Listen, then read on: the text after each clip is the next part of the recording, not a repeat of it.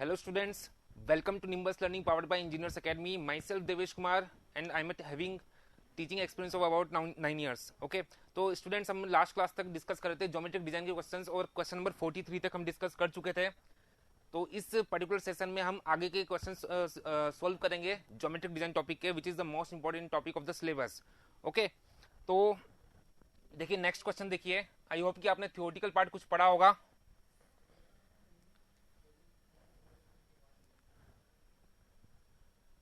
Good afternoon Mayank.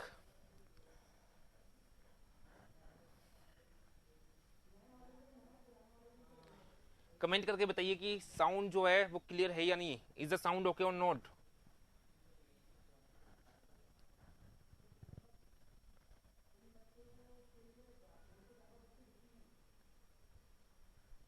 Good afternoon नवीन.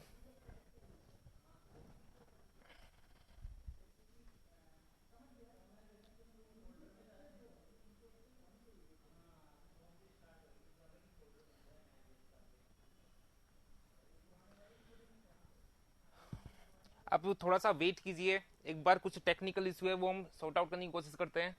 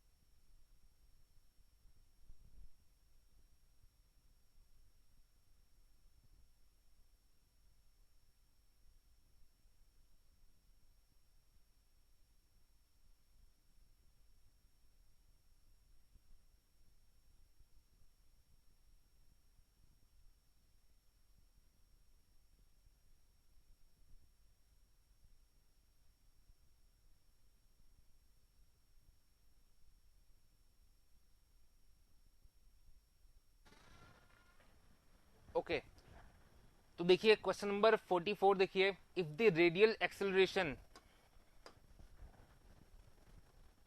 देखिए if the radial acceleration of transition curve is 30 centimetre पर second square. ठीक है, radial acceleration क्या होता है, इसे हम रेट ऑफ सेंट्रीफ्यूगल एक्सेलरेशन भी बोलते हैं और सी से इसको नोट किया जाता है। तो ये गिवन है 30 सेंटीमीटर पर सेकंड स्क्वायर। मीटर में अगर मैं लूँ इसको मीटर पर सेकंड स्क्वायर में, तो ये हो जाएगा 0.3 इतना metre per second square. Okay, radius is 200 metre, radius of curve जो है that is 200 metre and the velocity is 14 metre per second. Velocity जो है मीटर पर सेकंड में, तो इसको स्मॉल v से मैं डिनोट कर रहा हूं, it is 14 metre per second. Okay, the length of the transition curve is, देखिए अगर आपने ट्रांजिशन कर्व का डिजाइन पढ़ा हो तो ट्रांजिशन कर्व की लेंथ कैलकुलेट करने की तीन अप्रोचेज है। एक तो जो है रिलेशन वो है as per the rate of centrifugal acceleration, C के बेसिस पर हम कैलकुलेट कर सकते हैं। दूसरा सुपर एलिवेशन के बेसिस पे कैलकुलेट कर सकते हैं। और जो तीसरी अप्रोच है वो आईआरसी की रिकमेंडेशन के अकॉर्डिंग, मतलब जो आईआरसी ने रिलेशंस दिए उसके अकॉर्डिंग हम length of transition curve calculate कर सकते हैं। जब भी हमें ट्रांजिशन कर्व को डिजाइन करना होता है तो इन तीनों फॉर्मूला से हम लेंथ कैलकुलेट करते हैं। इनमें से जो मैक्सिमम लेंथ होती है वही हम प्रोवाइड करते हैं डिजाइन पॉइंट ऑफ व्यू से।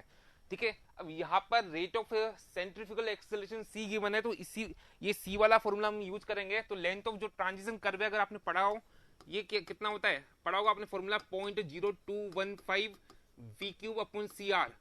ठीक है, अगर मैं ऐसा लिखूं तो यहाँ पर v जो है कैपिटल भी लिखा है, it is the velocity in kilometre per our, लेकिन यहाँ पर वेलोसिटी गिवन है मीटर पर सेकंड में, तो मीटर पर सेकंड के टर्म में हम लिख सकते हैं it is equal to V cube upon C are.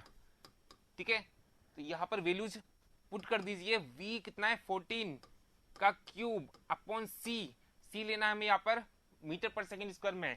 ये जो दोनों ही रिलेशन है यहाँ पर सी किस में, मीटर पर सेकंड स्क्वायर में, तो पुट कर दीजिए it is given as 0.3 metre per second square and r is the radius of curve which is given as 200 metre.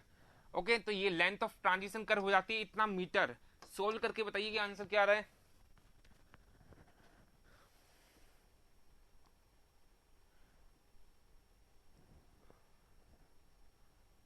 $45.733 इतना मीटर। कौन सा आंसर हो जाएगा बताइए। ए आंसर हो जाएगा अप्रोक्स में। ओके, बहुत बार ये रिलेशंस जो है वो डायरेक्टली भी पूछे जाते हैं एग्जाम्स में, न्यूमेरिकल नहीं पूछते, मोस्टली ये फॉर्मूला पूछते। एसएससी जेई में भी ये रिलेशन पूछा हुआ है, तो ये इंपॉर्टेंट है। जिन्हें नहीं पता ये जल्दी से नोट कीजिए।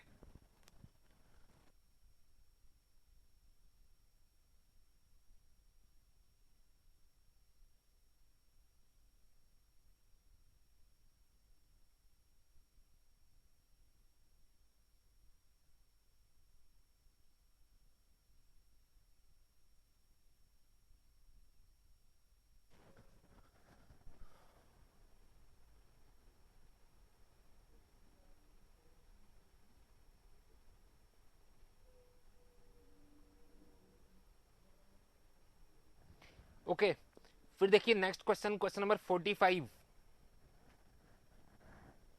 ये भी इंपॉर्टेंट क्वेश्चन है। The minimum length of overtaking zone should be, बताइए।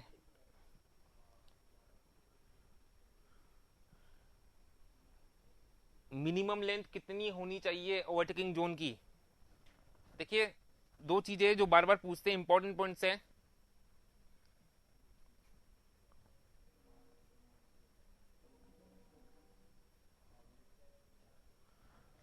एक तो होता है मिनिमम लेंथ,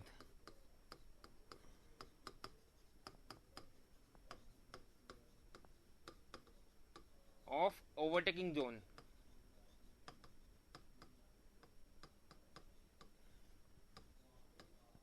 कितना होता है, ये होता है 3 times OSD, 3 times overtaking sight distance के बराबर। कम से कम इतना हमें प्रोवाइड करना होता है। आपने देखा होगा कि जो बहुत ज्यादा हाई स्पीड रोड्स होते हैं वहां पर कई बार आपने देखा होगा हाईवेज पर, हाई स्पीड रोड्स पर साइन बोर्ड्स लगे होते हैं ओवरटेकिंग जोन अहेड।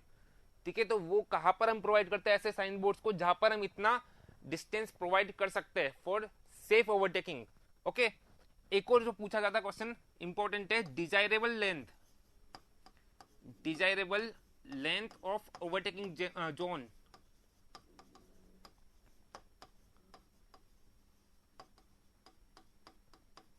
ये बताइए कितना होता है। ये एसएससी जेईई में पूछा है, दोनों ही पॉइंट्स इंपॉर्टेंट है। यस बिल्कुल सही Pradyuman, 5 times overtaking sight distance के बराबर होता है। मतलब क्या हुआ इसका, क्या मीनिंग हुआ, हम प्रैक्टिकली किसी ओवरटेकिंग जोन में इतना डिस्टेंस, इतना साइड डिस्टेंस प्रोवाइड करना चाहते हैं। ठीक है, अगर हम इतना प्रोवाइड नहीं कर सकते तो कम से कम इतना हम प्रोवाइड करेंगे, तभी हम ओवरटेकिंग अलाउ करेंगे। ओके, तो दोनों ही पॉइंट्स इंपॉर्टेंट है, जिन्हें नहीं पता वो नोट कीजिएगा साथ के साथ।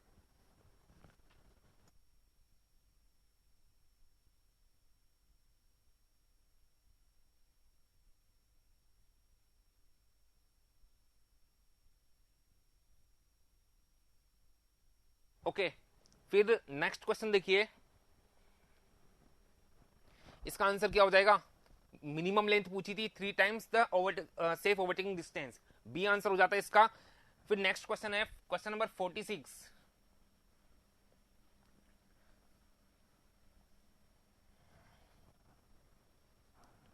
What is the ruling minimum radius of horizontal curve of a national highway in plain terrain with ruling design speed of 100 km per hour।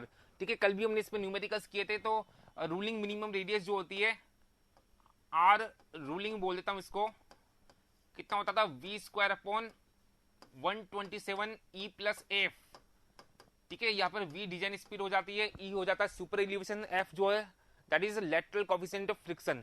ठीक है, सुपर एलिवेशन के साथ कभी भी कोफिशिएंट ऑफ फ्रिक्शन अगर आ रहा है तो वो लेटरल कोफिशिएंट ऑफ फ्रिक्शन होगा, क्योंकि जो सुपर एलिवेशन हम प्रोवाइड करते हैं वो लेटरल डायरेक्शन में प्रोवाइड करते हैं। ओके, अब वी देखिए कितना है, डिजाइन स्पीड कितनी है, 100 किलोमीटर पर आवर, तो ये 100 पुट कर दीजिए अपॉन 127। ठीक है, ई है सुपर एलिवेशन, क्वेश्चन में गिवन नहीं है तो हम कितना लेंगे, 7% लेते हैं।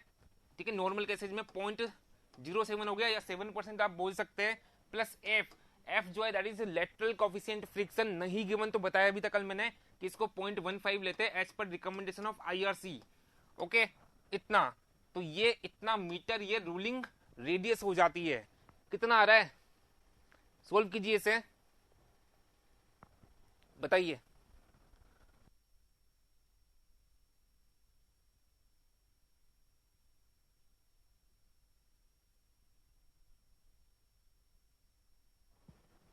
थ्री 357.9, तो ये आ रहा है 357.9 मीटर अप्रोक्स में। देखिए कौन सा आंसर हो जाएगा, ऑलमोस्ट 360 मान सकते हैं। ठीक है, इनमें से तो ये ऑप्शन होगा।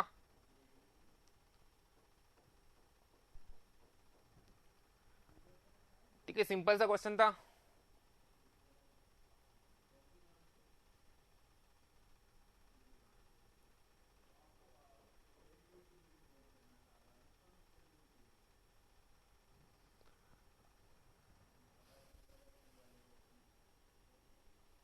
ओके, फिर देखिए नेक्स्ट क्वेश्चन,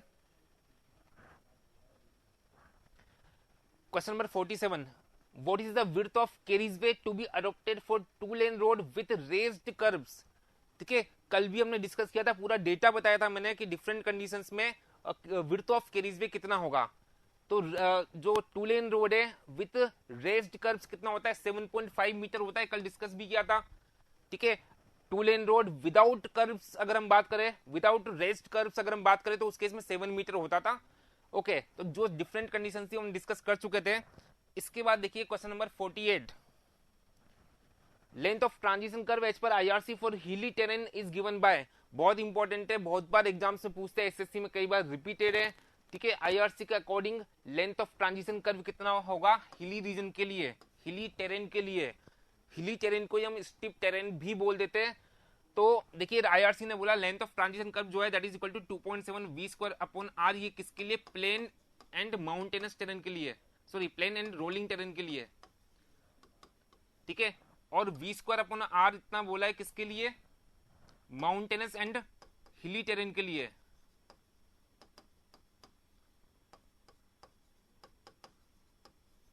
दोनों ही याद रखना, दोनों इंपॉर्टेंट है। यहां पर हिली टेरेन की बात की थी तो आंसर हो जाता ऑप्शन सी। ठीक है, प्लेन और रोलिंग टेरेन के लिए होता है 2.7 वी स्क्वायर अपॉन आर, और माउंटेनस एंड हिली टेरेन के लिए होता है वी स्क्वायर अपॉन आर। यहाँ पर हिली टेरेन के लिए पूछा तो v² के बराबर होगा। नहीं पता वो नोट कीजिए, इंपॉर्टेंट है।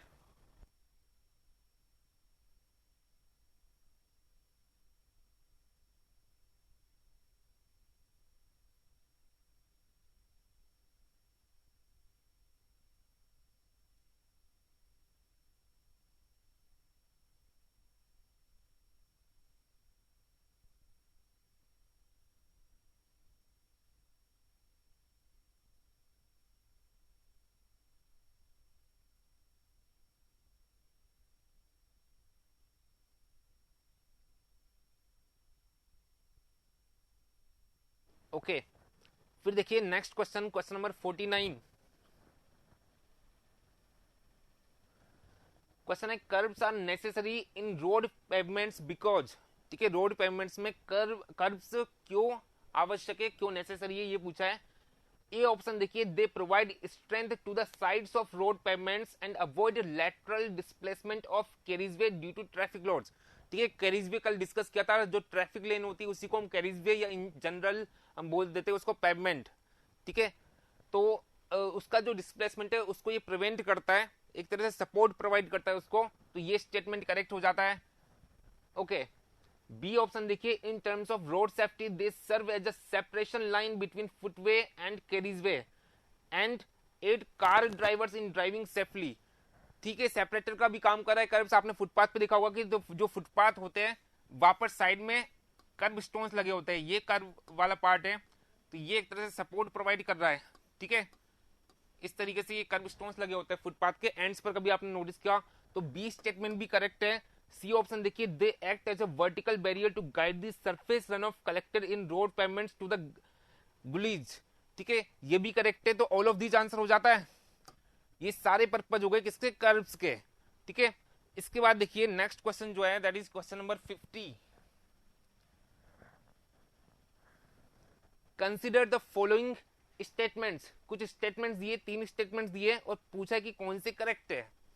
ओके, एक एक करके हम देखते हैं। पहला स्टेटमेंट देखिए, an ascending gradient of 1 in 100 meets an ascending gradient of 1 in 120 to form a valley curve.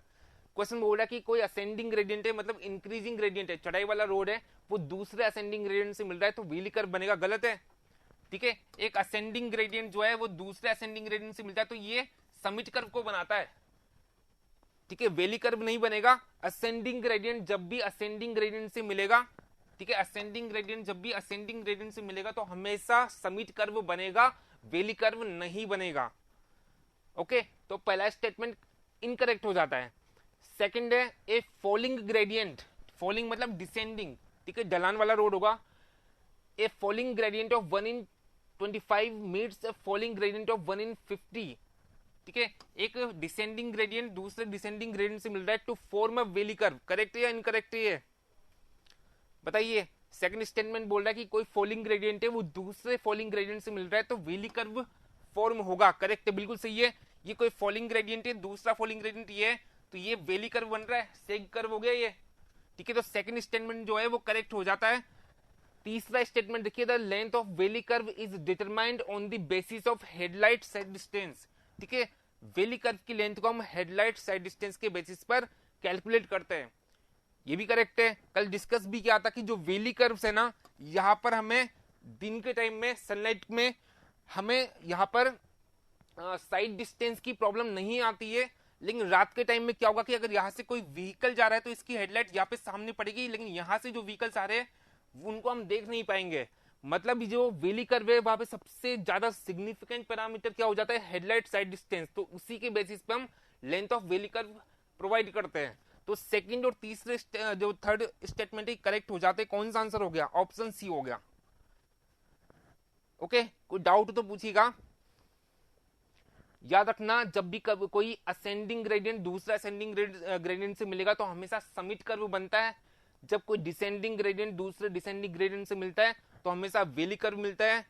ठीक है, वेली कर्व बनेगा, और जो वेली कर्व है वहां पर सबसे सिग्निफिकेंट पैरामीटर जो है that is headlight sight distance. Okay, इसके बेसिस पर ही हम इसकी लेंथ प्रोवाइड करते हैं। Okay, then question number 51।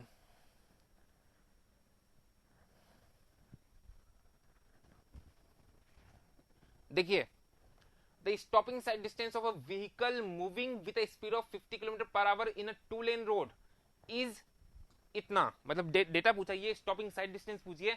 If the reaction time of driver is 2.3 second and coefficient of longitudinal friction is 0.38। Okay, सब कुछ डेटा गिवन है, सीधा फॉर्मूले में वैल्यू पुट करनी है, स्टॉपिंग साइड डिस्टेंस पूछिए। रिएक्शन टाइम इसने दिया है 2.3 सेकंड के बराबर। मुझे ये बताइए, अगर इस क्वेश्चन में होता है ऐसा बहुत बार कि क्वेश्चन में स्टॉपिंग साइड डिस्टेंस कैलकुलेट करवाता है, ठीक है, लेकिन जो रिएक्शन टाइम है वो नहीं गिवन होता, तो हम कितना लेते हैं स्टॉपिंग साइड डिस्टेंस के लिए, हम रिएक्शन टाइम कितना लेते हैं 2.5 सेकंड एज पर रिकमेंडेशन ऑफ आईआरसी। अगर हम ओवरटेकिंग साइड डिस्टेंस कैलकुलेट करें और उस केस में अगर रिएक्शन टाइम नहीं गिवन तो 2 सेकंड लेंगे। ओवरटेकिंग साइड डिस्टेंस के लिए आईआरसी ने रिकमेंड किया रिएक्शन टाइम एज 2 सेकंड्स और स्टॉपिंग साइड डिस्टेंस के लिए 2.5 सेकंड्स, ठीक है। यहाँ पर व्हीकल की स्पीड है किलोमीटर पर आवर में, तो सिंपल सा फॉर्मूला आपको पता होगा, स्टॉपिंग साइड डिस्टेंस जो होती है, सिंपल सा फॉर्मूला अगर मैं देखूं तो small v into T plus V square upon 2gf, ये टर्म हो जाती है लेग डिस्टेंस, ये ब्रेकिंग डिस्टेंस हो जाती है। जब मैं ऐसा लिख रहा हूं तो v जो है it is speed in metre per second, लेकिन क्वेश्चन में किलोमीटर पर आवर में स्पीड गिवन थी, तो उस केस में हम ऐसा बोल सकते हैं it is equal to 0.278 capital v into T plus capital V square upon 254 f। Capital V जब बोला तो it is the speed of vehicle in kilometre per hour. Okay, ऐसा तो वैल्यूज पुट कर दीजिए, सिंपल सा रिलेशन आपके सामने, यहां पर वैल्यूज पुट कर दीजिए। देखिए क्या डेटा था, स्पीड ऑफ व्हीकल गिवन थी 50 किलोमीटर पर आवर, ठीक है, फ्रिक्शन कॉफिशिएंट था 0.38 और रिएक्शन टाइम था 2.3। बताइए आंसर बताइए।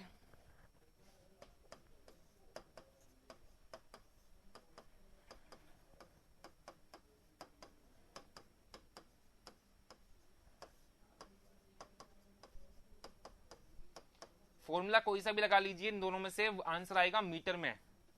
बताइए 57.87, बाकी लोग भी चेक कीजिए।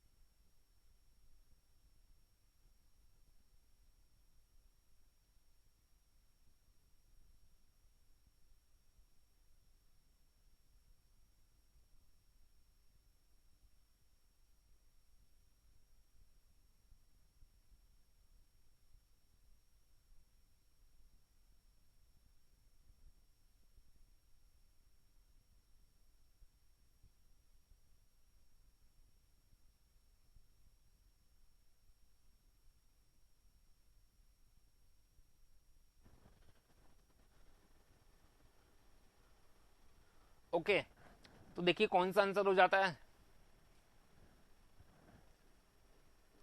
इस क्वेश्चन का आंसर हो जाता है ऑप्शन ए। ओके, फिर देखिए नेक्स्ट क्वेश्चन जो है दैट इज क्वेश्चन नंबर 52।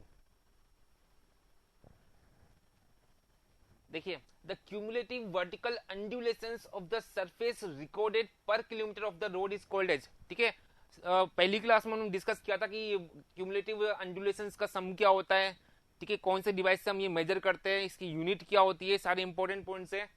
क्या बोलते हैं इसे, इसे बोलते हैं अनइवननेस इंडेक्स, ठीक है। बताया था कि जो रोड्स होती है अगर वहां पर अंडुलेशन है, मतलब इस तरह से अनइवननेस है, तब उस केस में एक पर्टिकुलर लेवल से इनका डाइवर्जन जो हम अगर काउंट करें, वर्टिकल डाइवर्जन अगर हम काउंट करें और इनका सम कर ले, ठीक है, this plus this plus this plus this in a unit length of the road, 1 kilometre length में सपोज हमने इन जो वर्टिकल अंडुलेशन से या डाइवर्जन से इनका सम अगर हमने किया इन सेंटीमीटर,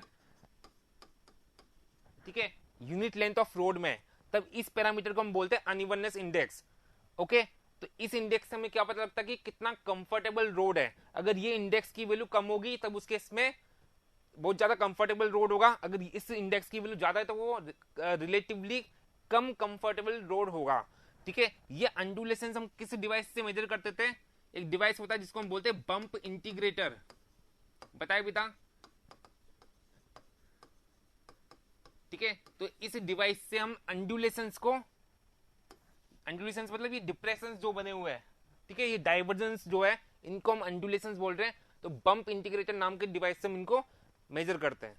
जिनको नहीं पता वो पता होना चाहिए, क्योंकि रिसेंट 2-3 साल में ये क्वेश्चन बहुत बार पूछा जाता है। ठीक है, इसके बाद देखिए क्वेश्चन नंबर 53।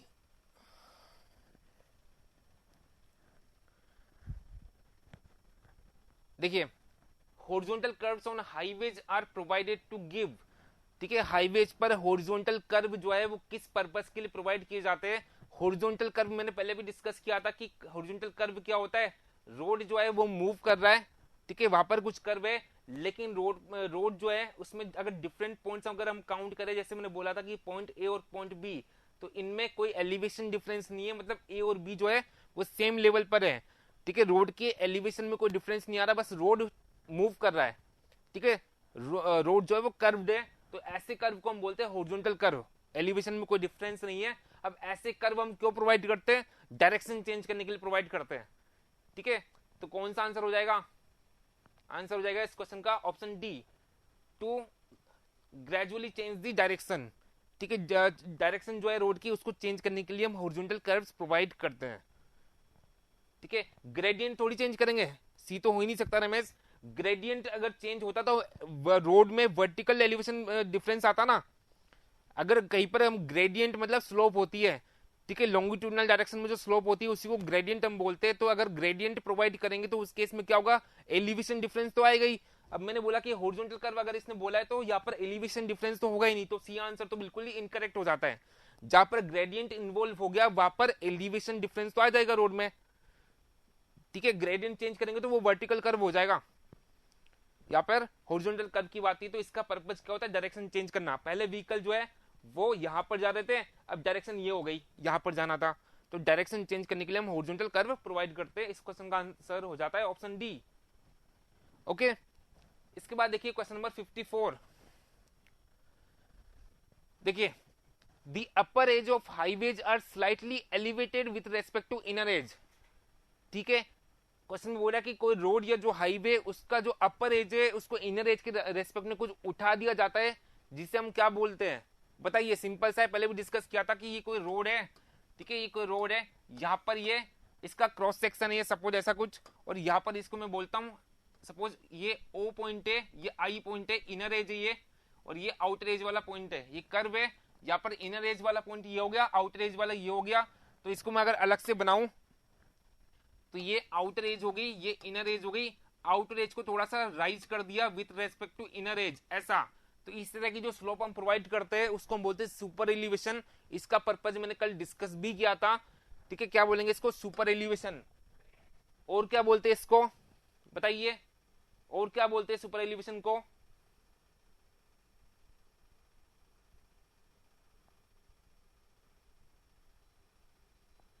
सेम क्वेश्चन एक बार एसएससी जेईई में पूछा था, इसी को बोला जाता है कैंट, CANT, कैंट।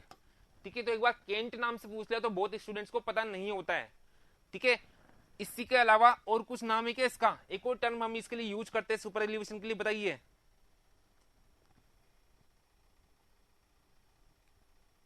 नहीं, कैम्बर तो डिफरेंट होता है। कैम्बर क्या होता है कि रोड की जो सेंटर लाइन है उसको हम राइज करते हैं इस तरीके से। ठीक है, सेंटर लाइन को राइज करते हैं, तो इस तरह की स्लोप जो होती है वो रेन वाटर को ड्रेन ऑफ करने के लिए होती है। ओके, इस वाली स्लोप को तो हम कैम्बर बोलते हैं, जबकि यहाँ पर आउटर एज को राइज किया तो ये सुपर एलिवेशन है। सर मेरा कमेंट शो हो रहा है क्या? बिल्कुल नवीन हो रहा है। देखिए, कैंट को ही हम बैंकिंग भी बोलते हैं, याद रखना। ठीक है, बैंकिंग बोल दीजिए, कैंट बोल दीजिए, सुपर एलिवेशन बोल दीजिए, एक ही बात है। नहीं पता हो तो नोट कर लेना, बैंकिंग, कैंट, सुपर एलिवेशन एक ही बात है, कीजिए note.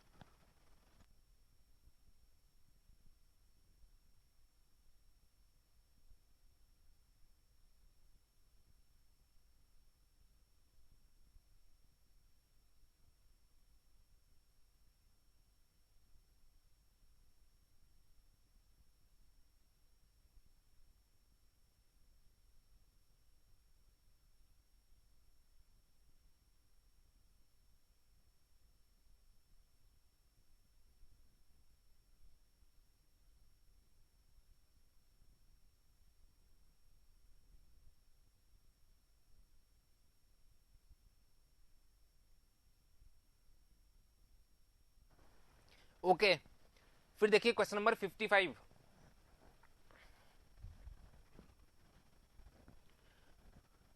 A curve having varying radii and introduced in between a straight and a circular curve is known as। Question बोला कि ऐसा कर्व जो किसी स्ट्रेट रोड और सर्कुलर कर्व के बीच में प्रोवाइड किया जाता है उसको हम क्या बोलते हैं? ठीक है, बताइए। बिल्कुल सही मयंक, प्रदुमन, इसे हम बोलते हैं ट्रांजिशन कर्व। ओके अब देखिए हम ट्रांजिशन कर्व क्यों प्रोवाइड करते हैं। इसने बोला कि एक स्ट्रेट रोड है और दूसरा कर्व्ड रोड है सर्कुलर। ठीक है, सर्कुलर रोड है, इनको कनेक्ट करने के लिए बीच में कुछ हमने कर्व प्रोवाइड किया, उस कर्व को हम बोलते हैं ट्रांजिशन कर्व। तो मुझे ये बताइए कि हम डायरेक्टली स्ट्रेट रोड को सर्कुलर रोड से कनेक्ट भी तो कर सकते थे, यहां पर क्या प्रॉब्लम आएगी? ठीक है, बीच में ट्रांजिशन कर्व क्यों प्रोवाइड करना पड़ रहा है हमें? ठीक है, पर्पज होता है ट्रांजिशन कर्व का कि स्ट्रेट रोड को सर्कुलर रोड से कनेक्ट करना। ठीक है, तो मुझे ये बताइए बीच में ट्रांजिशन कर्व प्रोवाइड करना जरूरी है क्या? जो स्ट्रेट रोड है इसको हम डायरेक्टली भी तो कनेक्ट कर सकते थे। Off tracking, Naveen, off tracking वहां पर होती है जहां पर जो विड्थ ऑफ पेवमेंट है वो सफिशिएंट नहीं हो। अब एक चीज सोचिए कि जैसे राजस्थान है, प्लेन टेरेन वाला इलाका है, यहाँ पर बहुत वाइड रोड्स हम बना सकते हैं। ठीक है, विड्थ ऑफ पेवमेंट मान लो बहुत ज्यादा है, 8 लेन रोड है। ठीक है, विड्थ ऑफ पेवमेंट बहुत सफिशिएंट है, वहां पर भी हम ऐसा प्रोवाइड कर सकते हैं क्या? ऑफ ट्रैकिंग ज्यादा सिग्निफिकेंट होता है हिली रीजन्स में जहां पर विड्थ ऑफ पेवमेंट बहुत कम होती है। ठीक है, सिंगल लेन रोड जहां पर होते हैं वहां पर ऑफ ट्रैकिंग की प्रॉब्लम आती है, जब जहां पर विड्थ ऑफ पेवमेंट भी बहुत कम है। ठीक है, प्लेन टेरेन वाले इलाकों में ऐसी प्रॉब्लम होती नहीं है। मान लीजिए कि विड्थ ऑफ पेवमेंट बहुत सफिशिएंट है तो ऑफ ट्रैकिंग वाला इशू तो होगा नहीं। डिस्कंफर्ट, ठीक है, आप बोल सकते हो डिस्कंफर्ट, किस कारण से होगा डिस्कंफर्ट? करेक्ट है रमेश, डिस्कंफर्ट होगा अगर हम ऐसे रोड बना देते कि सीधे रोड को सीधा सर्कुलर रोड से कनेक्ट कर दिया, तो उस केस में जैसे ही गाड़ी एंटर करेगी सर्कुलर रोड पर बहुत ज्यादा अनकंफर्टेबल हो जाएगा। क्यों हो जाएगा ऐसा? ये कॉन्सेप्चुअल पार्ट है, इसको समझिएगा।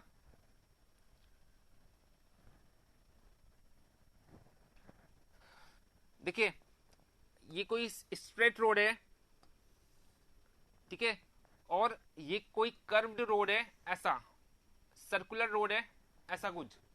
ठीक है, तो आपको ये पता होगा कि जो सर्कुलर रोड होता है, सर्कुलर पाथ जो होता है, यहां पर अगर कोई व्हीकल पास हो रहा है तो इस सर्कुलर पाथ पर हमेशा कुछ ना कुछ, या कोई भी कर्व हो, किसी भी कर्व पर एक कभी भी कोई व्हीकल पास हो रहा है तो उस व्हीकल पर सेंट्रीफ्यूगल फोर्स अप्लाई होता है, जिसे हम हिंदी में बोलते हैं अपकेंद्रीय बल। ठीक है, पढ़ा होगा आपने, सेंट्रीफ्यूगल फोर्स अगर मैं एफसी से नोट करूं तो व्हीकल पर अप्लाई होगा। ठीक है, किसी भी टाइप का कर्व हो उस पर ये सेंट्रीफ्यूगल फोर्स तो लगना ही लगना है। ओके, कर्व कोई भी कर्व होगा उस पर सेंट्रीफ्यूगल फोर्स अप्लाई होगा व्हीकल्स पर, लेकिन स्ट्रेट रोड पर ये सेंट्रीफ्यूगल फोर्स अप्लाई नहीं होता। अगर आपने फिजिक्स में पढ़ा है, मैकेनिक्स में पढ़ा है, सेंट्रीफ्यूगल फोर्स होता है mv²/r। अगर मैं स्ट्रेट रोड के लिए सेंट्रीफ्यूगल फोर्स कैलकुलेट करना चाहूं तो स्ट्रेट रोड की रेडियस हम क्या बोलते हैं? इन्फिनिटी। तो यहाँ पर r = इन्फिनिटी पुट करोगे तो ये फोर्स आ जाता है 0। मतलब जो स्ट्रेट रोड है वहां पर कोई भी सेंट्रीफ्यूगल फोर्स नहीं होगा, लेकिन गाड़ी जैसे ही एंटर करेगी कहां पर?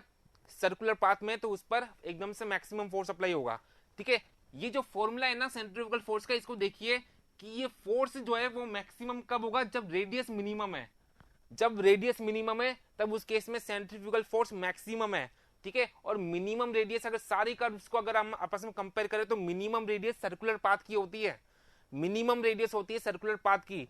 तो जो सर्कुलर पाथ है उसकी रेडियस मिनिमम है, तो सर्कुलर पाथ पर ये जो सेंट्रीफ्यूगल फोर्स है वो मैक्सिमम अप्लाई होगा, वो मैक्सिमम अप्लाई होगा। तो अब यहां से देखिए क्या प्रॉब्लम आती है प्रैक्टिकली, कि अगर हमने स्ट्रेट रोड को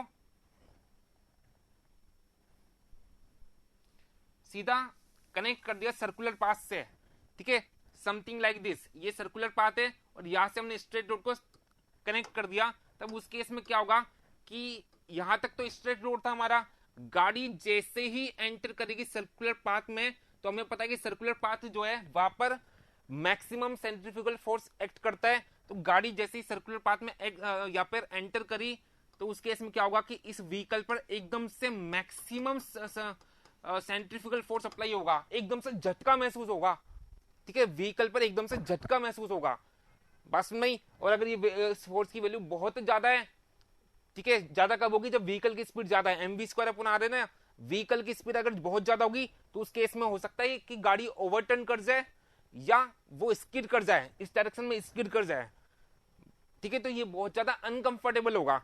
तो हम क्या करते हैं कि डायरेक्टली कभी भी हम सर्कुलर पाथ को परफेक्टली सर्कुलर पाथ को स्ट्रेट रोड से कनेक्ट नहीं करते, हम धीरे धीरे कर्व की रेडियस को डिक्रीज करते हैं, ठीक है। यहां पर ये स्ट्रेट पाथ है, ये स्ट्रेट लाइन है, ये स्ट्रेट रोड है, ठीक है। स्ट्रेट रोड की जो रेडियस होती है वो हम बोलते हैं टेक्निकली या मैथमेटिकली हम बोलते हैं इन्फिनिटी होती है, क्योंकि स्ट्रेट पाथ का जो एंड से कहां पर मिलेगा, कहीं नहीं मिलेगा, दोनों एंड्स कहां मिलेंगे, स्ट्रेट पाथ के कहीं नहीं मिलेंगे, मतलब इन्फिनिटी हम बोलेंगे इसकी रेडियस को, ओके। और जो सर्कुलर पाथ है इसकी रेडियस कितनी, सपोज r बोल देता हूं, ठीक है। तो स्ट्रेट पाथ को हमने सर्कुलर पाथ से कनेक्ट करना था, ठीक है, तो हमने ट्रांजिशन कर्व प्रोवाइड किया, ये सर्कुलर पाथ है, इससे कनेक्ट करना था, ठीक है। तो बीच में जो कर्व प्रोवाइड किया उसको हमने ट्रांजिशन कर्व बोल दिया, ठीक है। ऐसा कुछ ये कर्व है, बीच वाला ये पार्ट है ट्रांजिशन कर्व। तो हम ऐसे इसको डिफाइन कर सकते हैं, जो ट्रांजिशन कर्व है ना वो ऐसा कर्व होता है जिसकी रेडियस यहां पर कितनी है, इंफिनिटी है, और दूसरे एंड पर इसकी रेडियस कितनी हो जाती है, जो सर्कुलर पाथ है उसकी रेडियस r के बराबर हो जाती है,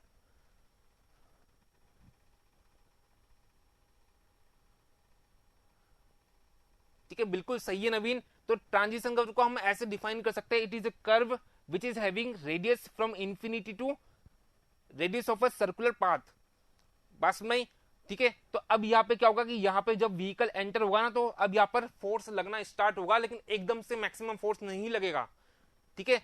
यहाँ पर कर्व स्टार्ट हो गया, ट्रांजिशन कर्व, जैसे ही व्हीकल इस कर्व में एंटर होगा तो उस केस में क्या होगा, फोर्स तो लगेगा क्योंकि कर्व है, किसी भी कर्व पर सेंट्रीफ्यूगल फोर्स अप्लाई होता है, यहाँ पर सेंट्रीफ्यूगल फोर्स अप्लाई होना स्टार्ट हुआ, लेकिन अभी रेडियस ज्यादा है तो फोर्स की वैल्यू कम है, तो एकदम से बहुत ज्यादा फोर्स नहीं लगेगा, एकदम से स्किडिंग या ओवरटर्निंग की पॉसिबिलिटी नहीं होगी, फोर्स का मैग्नीट्यूड कम है।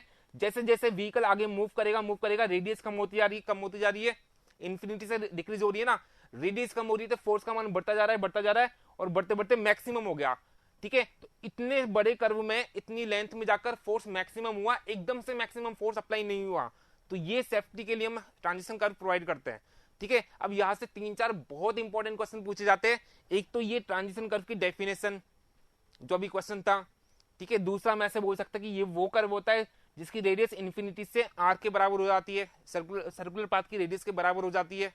और 2-3 और इंपॉर्टेंट पॉइंट्स बनते हैं जो बहुत बार पूछे जाते हैं, ठीक है। तो वो सारे पॉइंट्स आपको याद होने चाहिए, ठीक है। तो 2-3 इंपॉर्टेंट पॉइंट्स है वो मैं नोट कर देता हूं, आप भी नोट कीजिए। पहला पॉइंट लिखना, ट्रांजिशन कर्व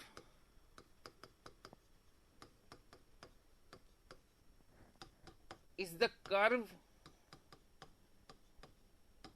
whose radius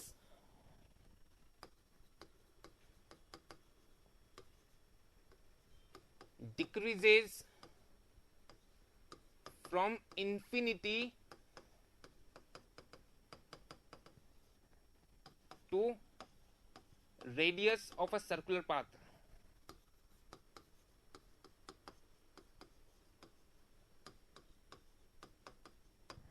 ऐसा हम बोल सकते हैं, ओके। दूसरा जो इंपॉर्टेंट पॉइंट है, ये कर्व हम क्यों प्रोवाइड कर रहे हैं, जिससे सेंट्रीफ्यूगल फोर्स को हम अप्लाई करवा सके, धीरे धीरे उसका मान बढ़ा सके, एकदम से वो फोर्स नहीं लगे। तो ये क्वेश्चन भी बहुत बार पूछा है, ठीक है। इसका एक पर्पज क्या हो गया, transition curves are provided to introduce the centrifugal force,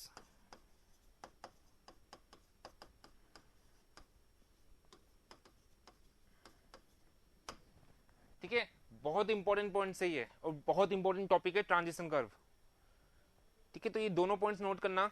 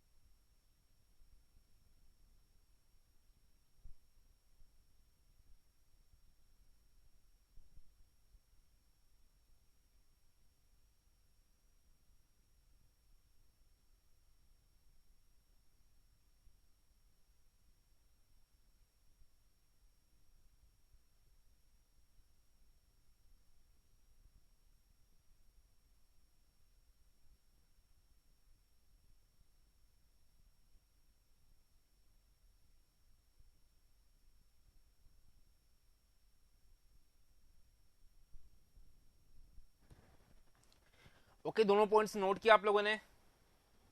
बताइए।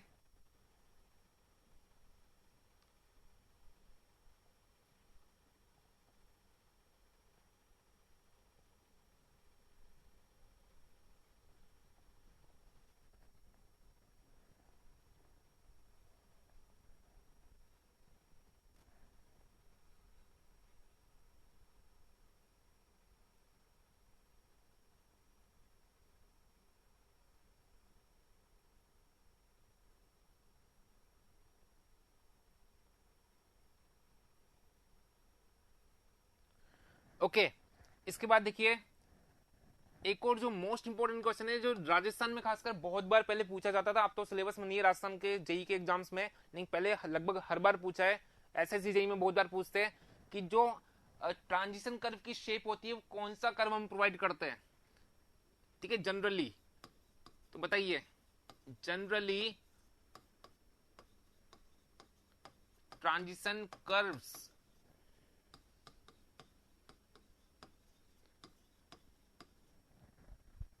are provided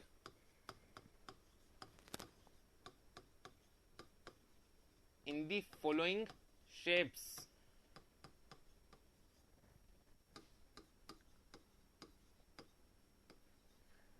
किन किन शेप में हम प्रोवाइड कर सकते हैं, बताइए।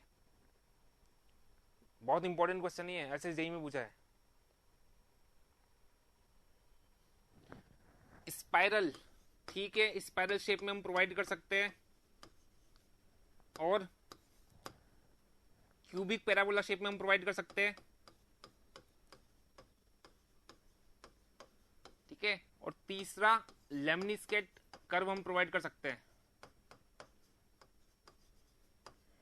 तीनों याद रखना, ठीक है। क्वेश्चन मैंने बोला है कि किस किस शेप में हम प्रोवाइड कर सकते हैं, तो स्पाइरल, क्यूबिक पैराबोला और लेमनिस्केट शेप में हम प्रोवाइड कर सकते हैं, ठीक है। बहुत इंपॉर्टेंट पॉइंट है ये। अब तीनों में से कोई सा भी कर्व प्रोवाइड कर लो, अगर कर्व का एंगल 4 डिग्री तक है तब तीनों में कोई डिफरेंस ही नहीं होगा, तीनों सेम पाथ को फॉलो करेंगे। अगर कर्व जो है उसका एंगल जो है, एंगल ऑफ डाइवर्जन जो है that is up to 4 degree, तब उस केस में तीनों कर्व जो है वो सेम पाथ को फॉलो करेंगे, तीनों में कोई डिफरेंस ही नहीं होगा। और 9 डिग्री एंगल तक तीनों में बहुत ज्यादा डिफरेंस नहीं होता, लगभग लगभग सेम सा पाथ ही फॉलो करते हैं। ये पॉइंट भी याद रखना, ठीक है। तो नेक्स्ट पॉइंट हम बोल सकते हैं, above curves follow the same path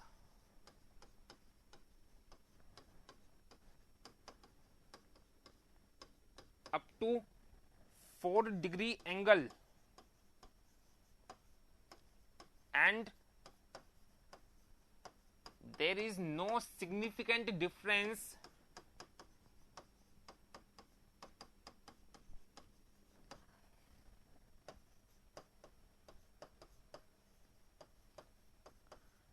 in their paths up to 9 degree angles, okay. तो ये भी पता होना चाहिए, नोट कीजिए इसे।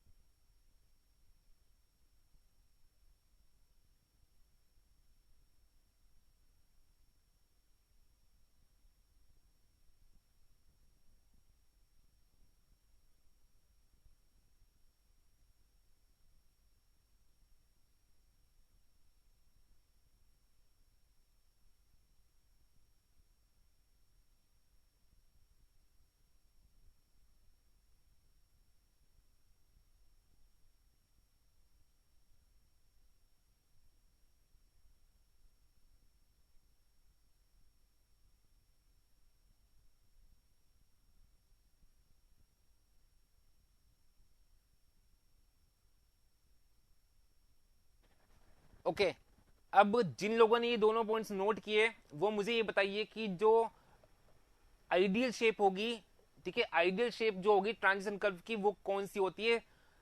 बहुत इंपॉर्टेंट पॉइंट है ये, ठीक है, ऐसा कोई एग्जाम नहीं होगा जिसमें नहीं पूछा हो, ठीक है। आइडियल शेप कौन सी होगी, जनरली हम इन शेप में प्रोवाइड करते हैं, इनमें बहुत ज्यादा सिग्निफिकेंट डिफरेंस नहीं है, अप टू 9 डिग्री एंगल। लेकिन अगर आइडियल शेप पूछी जाए तो आइडियल शेप इस कर्व की क्या होगी और क्यों होगी। पहले शेप बताइए, आइडियल शेप इस कर्व की क्या होगी। क्यूबिक स्पाइरल, ठीक है, बिल्कुल करेक्ट है। स्पाइरल जो शेप होती है वो आइडियल शेप हम मानते हैं, ठीक है। बहुत ही इंपॉर्टेंट पॉइंट है, मोस्ट इंपॉर्टेंट है, तो ये भी नोट कर लेना, this is ideal shape of transition curve, ठीक है। वेरी वेरी इंपॉर्टेंट पॉइंट है ये, ठीक है। अब मुझे बताइए कि ऐसा क्यों है। देखिए जो ट्रांजिशन कर्व है ना, वहां पर ट्रांजिशन कर्व जो है वहां पर सिग्निफिकेंट पैरामीटर क्या है, वहां पर कंफर्ट जो है ना वो सिग्निफिकेंट है। क्यों है, क्योंकि ये कर्व जो है इसमें जैसे ही व्हीकल एंटर होगा, ट्रांजिशन कर्व में व्हीकल जैसे स्ट्रेट रोड से एंटर होगा तो ये इस व्हीकल पर सेंट्रीफ्यूगल फोर्स अप्लाई होना स्टार्ट होगा। अब फोर्स अगर लगेगा तो वहां से वो अनकंफर्टेबल होगा, ठीक है। अगर फोर्स ज्यादा लगेगा तो वो ज्यादा अनकंफर्टेबल होगा। तो एक चीज सोचिए कि ऐसा कर्व अगर हम प्रोवाइड करें जिस पर जो rate of application of force जो है, rate of application of centrifugal force जो है वो कांस्टेंट हो, ठीक है, कांस्टेंट रेट से धीरे धीरे फोर्स बढ़ा दीजिए तो जो व्हीकल है ना, जो ड्राइवर है उसको पता ही नहीं लगेगा कि फोर्स कब अप्लाई होते होते मैक्सिमम अप्लाई हो गया, ठीक है। इसको ऐसे समझना कि आप कभी ऐसा सोचिए कि आप बाइक पर जा रहे हो, आपका फ्रेंड पीछे बैठा है, ठीक है, और आप बाइक चला रहे हो। अगर आप स्पीड बढ़ाते हो आपकी सेम रेट से, ठीक है, सेम रेट से एक्सेलरेट करते हो ना, तो पीछे वाला जो व्यक्ति होता है, पीछे जो आपका फ्रेंड बैठा है, उसको कोई झटका महसूस नहीं होगा। बस में आती है, उसको कोई झटका महसूस नहीं होगा अगर सेम रेट से आप एक्सेलरेट करते हो तो उस केस में। लेकिन एकदम से रेस दोगे तो पीछे वाले को झटका महसूस होता है, ठीक है। तो ऐसा कर्व आइडियल कर्व होगा ट्रांजिशन कर्व के लिए जिस कर्व पर रेट ऑफ जो एप्लीकेशन ऑफ फोर्स है वो कांस्टेंट हो, मतलब कांस्टेंट रेट से फोर्स बढ़ते बढ़ते बढ़ते मैक्सिमम हो जाए, तो व्हीकल के लिए बहुत ही ज्यादा वो कंफर्टेबल होगा, एकदम से झटका या स्कीडिंग नहीं होगी, ठीक है, झटका महसूस नहीं होगा, नहीं स्कीडिंग होगी, ठीक है। ऐसा जो होता है कर्व जहां पर जो rate of application of force जो है वो कांस्टेंट रेट से बढ़ती है, अप्लाई होती है, वो स्पाइरल कर्व होता है। बस में इसलिए इसको हमने आइडियल शेप बोला। तो फिर नेक्स्ट पॉइंट हम नोट कर सकते हैं, नेक्स्ट पॉइंट लिखना, ideal transition curve, ideal transition curve is that curve on which rate of application of centrifugal force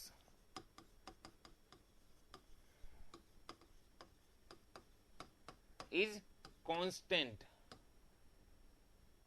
या रेट ऑफ मुझे बोलना चाहिए रेट ऑफ इंक्रीज, ठीक है, rate of increase of centrifugal force, ठीक है, rate of increase of centrifugal force हम बोल सकते हैं, rate of increase of centrifugal force is constant, ठीक है। या rate of increase of centrifugal acceleration भी हम बोल सकते हैं, क्योंकि एक्सेलरेशन बढ़ेगा तो फोर्स तो बढ़ना है, F इक्वल टू ma होता है, ठीक है। इसी को मैथमेटिकली रिलेट करें ना तो लेंथ ऑफ ट्रांजिशन कर्व जो है, अगर इसको ls से डिनोट करूं और जो रेडियस ऑफ कर्व है इसको r से डिनोट करूं, तब इस कंडीशन के लिए ये जो लेंथ ऑफ कर्व है that is inversely proportional to r। ls क्या बोला मैंने, this is length of transition curve and r is the radius of curve, ठीक है। तो ये जो कंडीशन मैंने लिखी है ना कि rate of application of force जो है या rate of increase of force है वो कांस्टेंट होना चाहिए, ठीक है। तो ये इसी को मैथमेटिकली अगर आप रिलेट करोगे तो ये कंडीशन आ जाती है। बहुत इंपॉर्टेंट पॉइंट है, बहुत बार पूछा है, एसएससी जेईई में पूछा है। या इसी को हम बोल सकते हैं ls into R equal to constant, proportionality का साइन हटा के यहाँ पे कॉन्स्टेंट आ जाएगा और क्रॉस मल्टीप्लाई कर दीजिए तो ये कंडीशन आ जाती है, it is equal to constant, ठीक है। और ये जो कंडीशन है ये स्पाइरल कर्व जो है वो सेटिस्फाई करता है, तो इसलिए वो आइडियल कर्व हो जाता है। ठीक है, तो नोट कीजिएगा, बहुत इंपॉर्टेंट पॉइंट है।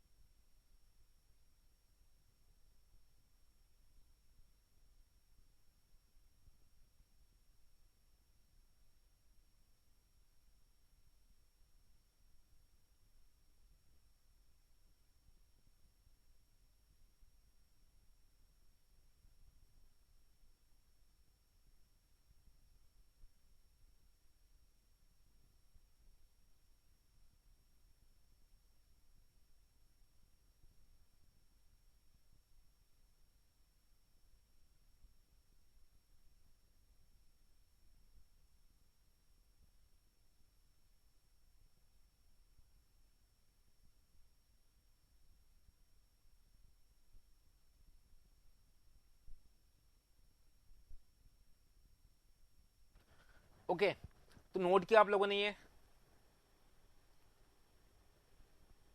बताइए।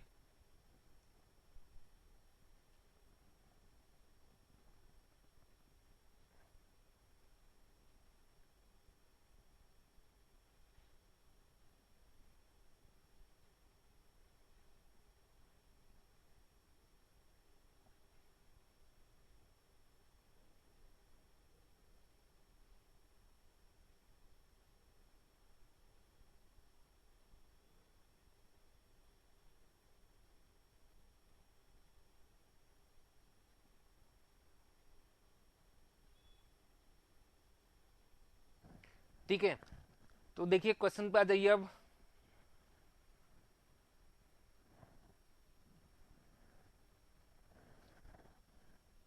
क्वेश्चन था, एक curve having varying radii and introduced in the between a straight and circular curve is known as transition curve. Okay, अब देखिए नेक्स्ट क्वेश्चन जो है, that is question number 56। On the horizontal curve if the pavement is kept horizontal across the alignment. ठीक है, pavement जो है वो horizontal है, then the pressure on the outer will be. बताइए कि हॉरिजॉन्टल कर्व है, अगर हॉरिजॉन्टल कर्व है तो वही वही बात हमने अभी डिस्कस की थी कि जो व्हीकल है इस पर सेंट्रीफ्यूगल फोर्स अप्लाई होगा। ठीक है, इस पर सेंट्रीफ्यूगल फोर्स अप्लाई होगा, तो यहाँ पे जो इसके व्हील्स है, कर्व के अंदर की साइड जो व्हील्स है, दो व्हील तो इधर होंगे, दो व्हील बाहर की साइड होंगे, ये वाले इनर व्हील्स है और ये वाले आउटर व्हील्स है। ठीक है, तो कौन कौन से व्हील्स पर प्रेशर ज्यादा अप्लाई होगा, प्रैक्टिकली सोच लीजिए या मैथमेटिकली भी हम रिलेट कर सकते हैं। जो आउटर व्हील्स है ना, उन पर इनर व्हील्स के कंपैरिजन में ज्यादा प्रेशर अप्लाई होगा। क्यों? क्योंकि उन पे फोर्स भी ज्यादा लग रहा है। ठीक है, सेंट्रीफ्यूगल फोर्स क्या होता है, mv² होता है, तो आउटर व्हील्स के लिए रेडियस तो बढ़ गई। ठीक है, तो वहां से आप रिलेट कर सकते हैं। तो देख लीजिए, the pressure on the outer wheel will be क्या, more than the pressure on the inner wheel.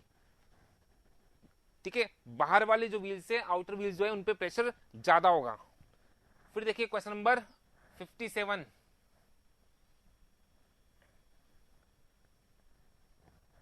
तो न्यूमेरिकल ये है, देखिए, if the stopping side distance for a highway is 91.4 metre then its intermediate sight distance is. Simple सा question है।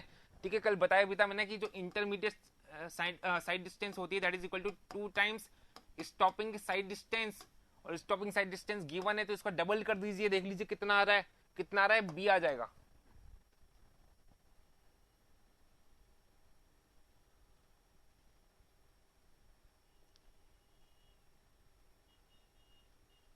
Sir are बढ़ेगा तो pressure कम होगा ना, वो फोर्स की बात है, प्रेशर इंटेंसिटी हम ऐसे रिलेट नहीं करते हैं। ठीक है, आपने अगर डेरिवेशन पढ़ी हो ना, जो सुपर एलिवेशन की डेरिवेशन है, तो वहां से आप रिलेट कर सकते हो, वो तो फोर्स के लिए रिलेशन था। ठीक है, यहाँ पे देखिए इंटरमीडिएट साइड डिस्टेंस पूछी थी, it is twice of stopping sight distance, तो सिंपली यहाँ से हम रिलेट कर सकते हैं। कल मैंने और भी इसके बारे में डिस्कस किया था कि इंटरमीडिएट साइड डिस्टेंस जो है वो कहाँ पर हम प्रोवाइड करते हैं, जहां पर हम सेफ ओवरटेकिंग के लिए ओवरटेकिंग साइड डिस्टेंस प्रोवाइड नहीं कर सकते, वहां पर अगर हम ओवरटेकिंग अलाउ करना चाहते हैं वहां पर इंटरमीडिएट साइड डिस्टेंस हम प्रोवाइड करते हैं। फिर तीनों में रिलेशन हमने बोला था कि स्टॉपिंग साइड डिस्टेंस जो है वो हमेशा कम होगी एज कम्पेयर टू आईएसडी, और सबसे ज्यादा क्या होगा ओवरटेकिंग साइड डिस्टेंस। ओके, तो इस तरह के क्वेश्चन बहुत बार पूछे जाते हैं। फिर देखिए question number 58, question number 58, if v is the design speed of a overtaking vehicle then speed of overtaken vehicle if not given shall be assumed as। ठीक है, आपने अगर पूरा एनालिसिस पढ़ा हो किसका, ओवरटेकिंग साइड डिस्टेंस का पूरा एनालिसिस पढ़ा हो, उसका फॉर्मूला अगर आपने ड्राइव किया हो, तो वहां पे आपने देखा होगा कि जो ओवरटेकिंग व्हीकल है उसकी स्पीड अगर मैं v बोलूं, ठीक है, इसने v बोली है कैपिटल V, ओके, और स्पीड ऑफ ओवरटेकन व्हीकल मतलब जिस व्हीकल को ओवरटेक किया जा रहा है उसकी स्पीड अगर गिवन नहीं है, क्योंकि उस ओवरटेकिंग साइड डिस्टेंस को कैलकुलेट करने के लिए दोनों की स्पीड हमें चाहिए, ओवरटेकिंग व्हीकल और ओवरटेकन व्हीकल, जो व्हीकल ओवरटेक कर रहा है और जो व्हीकल ओवरटेक हो रहा है दोनों की स्पीड हमें चाहिए होती है। अगर ओवरटेकन व्हीकल की स्पीड नहीं गिवन तो उसको कितना माना जाता है, किलोमीटर पर आवर में ऑप्शन गिवन है तो ये हो जाएगा v-16। इंपेरिकल फॉर्मूला ये, यहां से रफली हम इसको इतना काउंट कर सकते हैं, आंसर हो जाता है डी। अगर किलोमीटर पर आवर में चाहिए तो ये फॉर्मूला, अगर मीटर पर सेकंड में चाहिए तो बताइए कितना, अगर मीटर पर सेकंड में चाहिए तो बताइए कितना, ऑप्शंस किलोमीटर पर आवर में तो ये आंसर करेक्ट हो जाता है। अगर ऑप्शंस मीटर पर सेकंड में हो तो हम ये ओवरटेकन व्हीकल की स्पीड कितना लेंगे बताइए, हम इसकी स्पीड लेंगे v-4.5 इतना मीटर पर सेकंड। ठीक है, याद रखना, ठीक है, अगर मीटर पर सेकंड में ऑप्शन हो तो v-4.5 स्मॉल v है, मतलब यहां पर ये वाली जो वेलोसिटी है it is also in metre per second. Okay okay, then next question जो है क्वेश्चन नंबर 59। देखिए, if the cross slope of a particular terrain is 15% then it is classified as, last class में discuss किया है, ठीक है, last class में discuss किया है कि 0 से 10% तक अगर क्रॉस स्लोप है तब उसको हम प्लेन टेरेन बोलते हैं। अगर 10 से 25% तक, 10% से 25% तक अगर क्रॉस स्लोप है तो उसको रोलिंग टेरेन बोला जाता है। अगर 25% से 60% तक अगर क्रॉस स्लोप है तो उसको माउंटेनस टेरेन हम बोलते हैं। अगर 60% से ज्यादा अगर क्रॉस स्लोप है तो ऐसी टेरेन को हम स्टीप टेरेन या हिली टेरेन बोलते हैं। अब देख लीजिए 15% दिया तो किस रेंज में आ गया, इस रेंज में, तो मतलब ये रोलिंग टेरेन हो गया। दूसरा जो मोस्ट इंपोर्टेंट क्वेश्चन बनता है, एक तो ये बहुत इंपॉर्टेंट क्वेश्चन है, एसएससी में बहुत बार पूछा है, इसके बाद एक और जो इंपॉर्टेंट क्वेश्चन बनता है कि इन डिफरेंट टेरेन्स में डिजाइन स्पीड पूछी जाती है। कल टेबल बनवाई थी मैंने, याद हो तो प्लेन टेरेन में डिजाइन स्पीड कितनी थी एज पर recommendation of code 100 kilometre per hour, rolling में कितनी थी 80 किलोमीटर पर आवर, ठीक है, माउंटेनस में कितनी थी, कितना 50 किलोमीटर पर आवर, और स्टीप टेरेन में कितनी थी 40 किलोमीटर पर आवर। ठीक है, स्लोप बढ़ती जा रही है, ठीक है, होता है ना कि हम स्लोप वाले रोड पर अगर जाते हैं तो वहां पे स्पीड हमें कम करनी पड़ेगी, ठीक है, अदरवाइज अनसेफ होगा। तो जैसे जैसे स्लोप बढ़ती जा रही है वैसे वैसे डिजाइन स्पीड रिड्यूस होती जा रही है।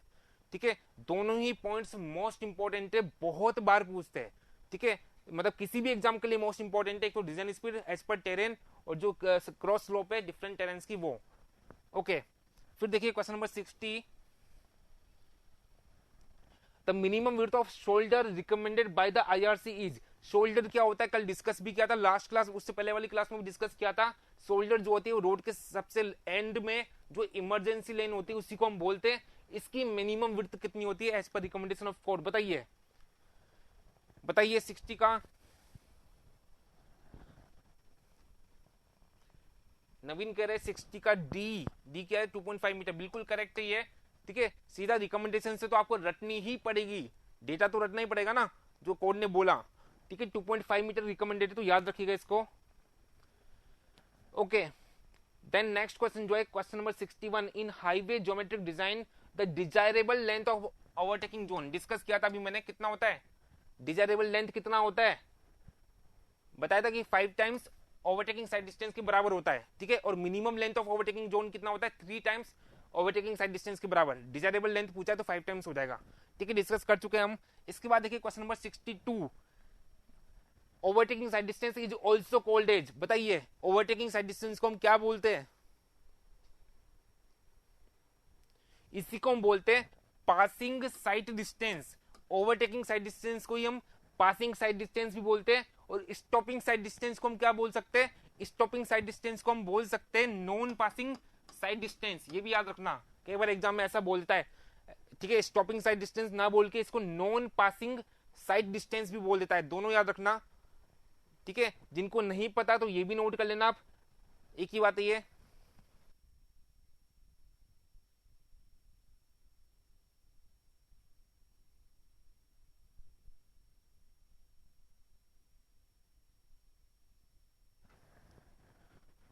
ओके, फिर देखिए question number 63, with respect to transition curves choose the odd one out. ठीक है, ट्रांजिशन कर्व के रेस्पेक्ट में ओड वन आउट करना है, मतलब जो विषम है इनमें से वो हमें हटाना है। बताइए आंसर, हम अभी काफी डिस्कस कर चुके हैं ट्रांजिशन कर्व के रेस्पेक्ट में। क्यूबिक पैराबोला हम प्रोवाइड करते हैं, ट्रांजिशन कर्व बिल्कुल सही है। सिंपल सर्कुलर कर्व तो हम प्रोवाइड नहीं करते, स्पाइरल हम प्रोवाइड करते हैं, लेमनिस्केट कर्व हम प्रोवाइड करते हैं, अभी डिस्कस किया था। तो ओड वन कौन सा हो जाता है, बी हो जाता है।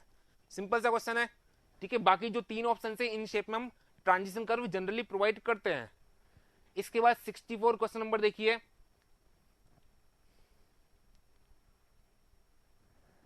क्वेश्चन नंबर 64 देखिए, the leg distance travelled by A driver with A speed of 40 kilometre per our and reaction time of 2 seconds is.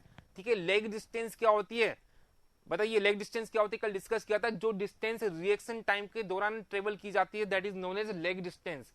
ठीक है, याद रखना, नहीं पता तो लिख लेना। जो डिस्टेंस रिएक्शन टाइम के दौरान ट्रेवल की जाती है that is known as lag distance. और लेग डिस्टेंस की अगर हम बात करें, ठीक है, सपोज एल बोल देता हूं, इसको एल लेग बोल देता हूं, तो ये कितना होता है, v इंटू टी हम बोल सकते हैं। स्मॉल v जब भी मैं बोलूंगा हाईवे में, जब भी मैं स्मॉल v बोलूंगा तो मतलब वो स्पीड होगी मीटर पर सेकंड में। हाईवे में जब भी मैं कैपिटल v बोलूंगा तो वो स्पीड होगी किलोमीटर पर आवर में। ठीक है, तो अगर मीटर पर सेकंड में अगर स्पीड गिवन है तब स्मॉल v इंटू टी हम बोल देंगे। ठीक है, ठीक है। और अगर यहाँ पे क्या दिया है, किलोमीटर पर आवर में दिया है ना, तो इसी को हम बोल सकते हैं 0.278 capital v into T. Capital v जो है that is speed in kilometre per our. ठीक है, तो पुट कर दीजिए वैल्यूज। 0.278 कैपिटल v कितना है 40, और रिएक्शन टाइम कितना है 2 सेकंड दिया है इस क्वेश्चन में, तो ये हमेशा आंसर आएगा मीटर में।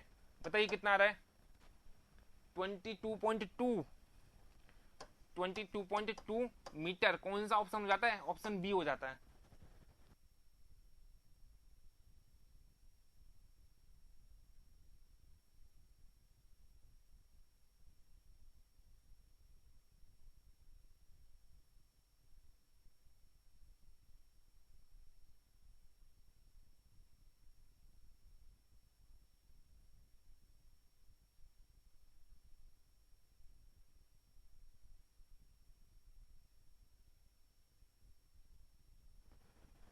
ओके, फिर देखिए question number 65,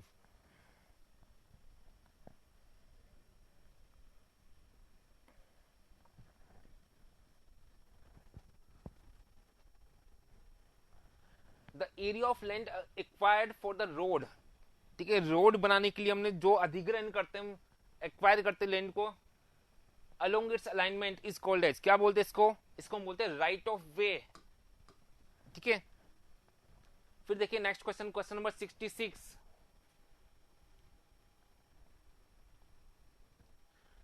if r is the radius of a main curve and ls is the length of the transition curve then the shift of the curve is। ठीक है, बहुत बार एग्जाम से पूछते हैं। राइट, नवीन बोल रहे right of way equal to width of formation. ठीक है, आप बोल सकते हैं ऐसा। ठीक है, फॉर्मेशन विड्थ के बराबर लैंड हमें एक्वायर करना पड़ेगा, वहीं पे तो रोड बनेगी। ठीक है, शिफ्ट बताइए कितना होता है, प्रदुमन बोल रहे option B L H square upon 24r। ठीक है, करेक्ट है, बहुत इंपॉर्टेंट पॉइंट है, बहुत एग्जाम्स में पूछा है तो याद रखना। इसके बाद देखिए question number 67, if v is the design speed of vehicles in kilometer per hour then the allowable rate of centrifugal acceleration will be। कितना होता है सेंट्रीफ्यूगल एक्सेलरेशन, हम सी से नोट करते कितना होता है 80 अपॉन 75 प्लस वी। ठीक है, ठीक है, रमेश गलत है आपका, ये होगा सी बराबर होता है सी क्या होता है, rate of centrifugal acceleration, it is equal to 80/75 plus V, ये इंपीरिकल रिलेशन है, ठीक है। एक और पॉइंट पूछ सकते हैं कि सी की रेंज क्या होती है, बताइए सी की रेंज क्या होती है।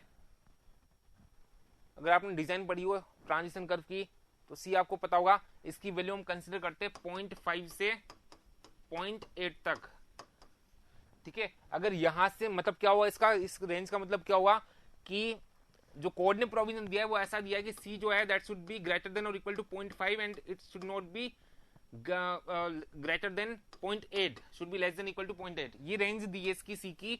तो यहाँ इसका मतलब क्या होता है, अगर हमने इस रिलेशन से सी की वैल्यू कैलकुलेट की, अगर वो 0.5 से कम आ रही है तो हम 0.5 ही कंसिडर करेंगे। जैसे मान लीजिए 0.3 आ गई तो हम 0.3 कंसिडर नहीं करेंगे, क्योंकि 0.5 से कम नहीं होनी चाहिए इसकी वैल्यू।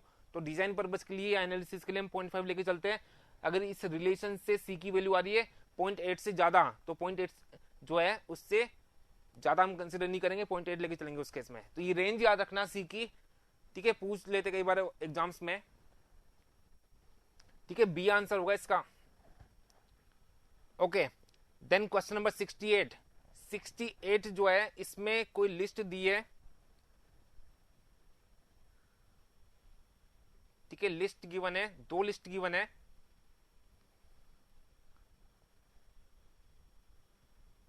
आई थिंक आपको विजिबल होगा अभी है। तो 2 लिस्ट गिवन है।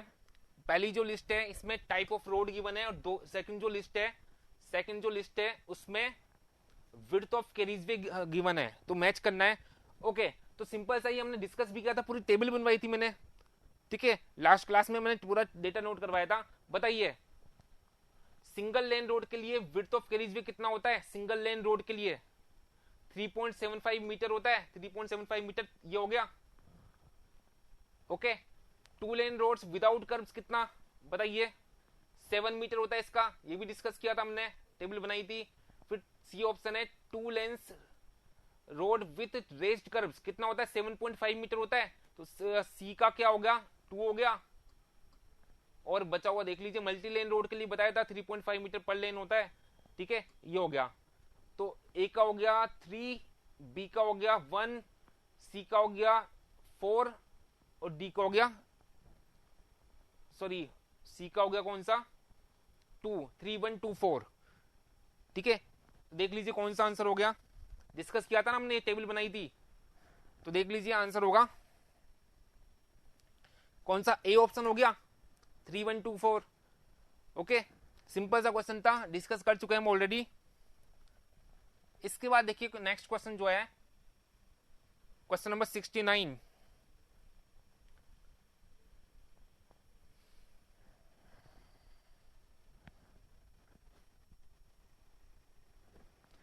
देखिए, the grade compensation for a hill road with horizontal curve of radius 60 metre is, ठीक है। ग्रेड कंपनसेशन पर राजस्थान में बहुत बार क्वेश्चन पूछे जाते हैं, ठीक है, पहले बहुत बार पूछे हैं, ठीक है। जब वो पीएचडी का एग्जाम हुआ था तब उसमें इस पे न्यूमेरिकल था सेम कंपनसेशन वाला। उससे पहले पीडब्ल्यूडी का जो एग्जाम हुआ था उसमें न्यूमेरिकल था 2012 में सेम उस पर, ठीक है। इससे पहले 2013 में डब्ल्यूआरडी का एग्जाम हुआ था, उसमें भी इस पर क्वेश्चन था, ठीक है। इसका क्राइटेरिया पूछा था।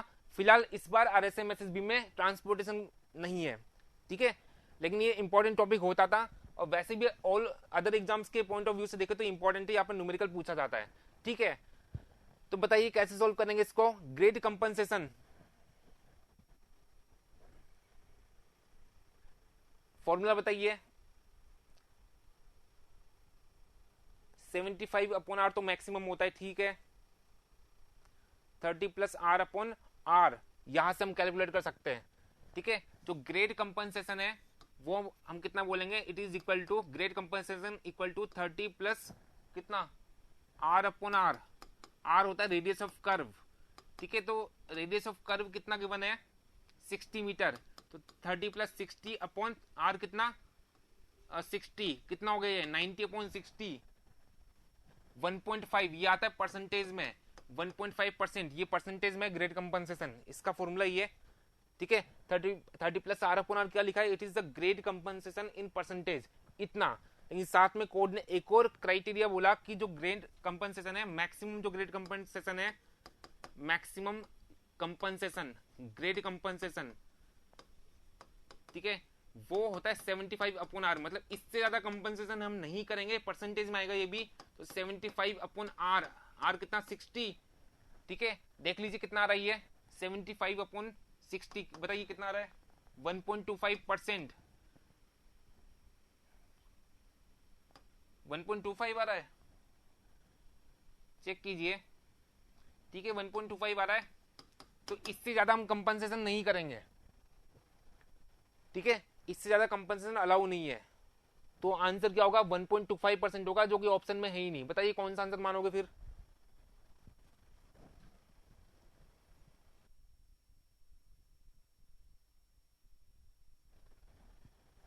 अगर ऑप्शंस में 1.25% होता तो वो ही हम मानते हैं, ठीक है, इससे ज्यादा अलाउ नहीं है, लेकिन अगर ऑप्शंस में 1.25% नहीं गिवन तो फिर हमें यही मानना पड़ेगा 1.5%, मोस्ट प्रोबेबल आंसर ये होगा, ठीक है, गलत है लेकिन आंसर ये है, इससे ज्यादा अलाउ नहीं है, ये मैक्सिमम वैल्यू थी ना 75 अपॉन आर, समझ लो, लेकिन जब ये 1.25% वाला ऑप्शन नहीं है तो फिर एक ही ऑप्शन बचता है, एक ही पॉसिबिलिटी बनती है, इसे सही मानना पड़ेगा, एग्जैक्ट आंसर होगा इसका 1.25%, ठीक है, मोस्ट ऑफ द टाइम दोनों ऑप्शंस गिवन होते हैं, दोनों ऑप्शंस गिवन होते हैं, ठीक है, कीजिए नोट इसे।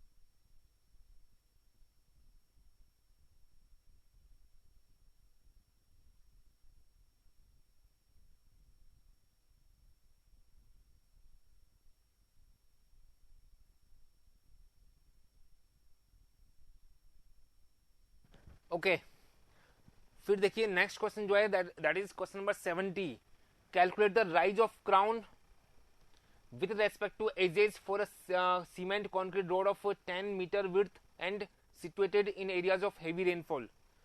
तो पहले तो ये बताइए कि जो सीमेंट कॉन्क्रीट रोड है इन हेवी रेनफॉल रीजन, इसके लिए मैक्सिमम कैम्बर कितना होता है, बताइए, सीमेंट कॉन्क्रीट रोड के लिए हेवी रेनफॉल रीजन में मैक्सिमम कैम्बर कितना होता है, कल भी बताया था 1/50 होता है, ठीक है, इसी पैटर्न का न्यूमेरिकल हमने कल सॉल्व किया था, सिंपल सा आपको इक्वेशन बताई थी, y equal to W by 2n होता है, y equal to W by 2n होता है, कल न्यूमेरिकल भी किया था सेम पैटर्न पे, y equal to W by 2n, यहां से हम निकाल सकते हैं w विड्थ ऑफ पेवमेंट हो जाता है, ठीक है, तो विड्थ ऑफ रोड दिया है 10 मीटर, तो 10/2 इंटू एन, यहाँ पे n क्या हो जाता है 50 हो जाता है, कल सोल्व किया था हमने ऐसा क्वेश्चन, तो देख लीजिए कितना आ रहा है, बताइए, 0.1 आ रहा है, डी आंसर हो जाता है, ठीक है, तो इस क्वेश्चन का आंसर हो जाता है ये वाला, ये सॉल्यूशन हो जाता है।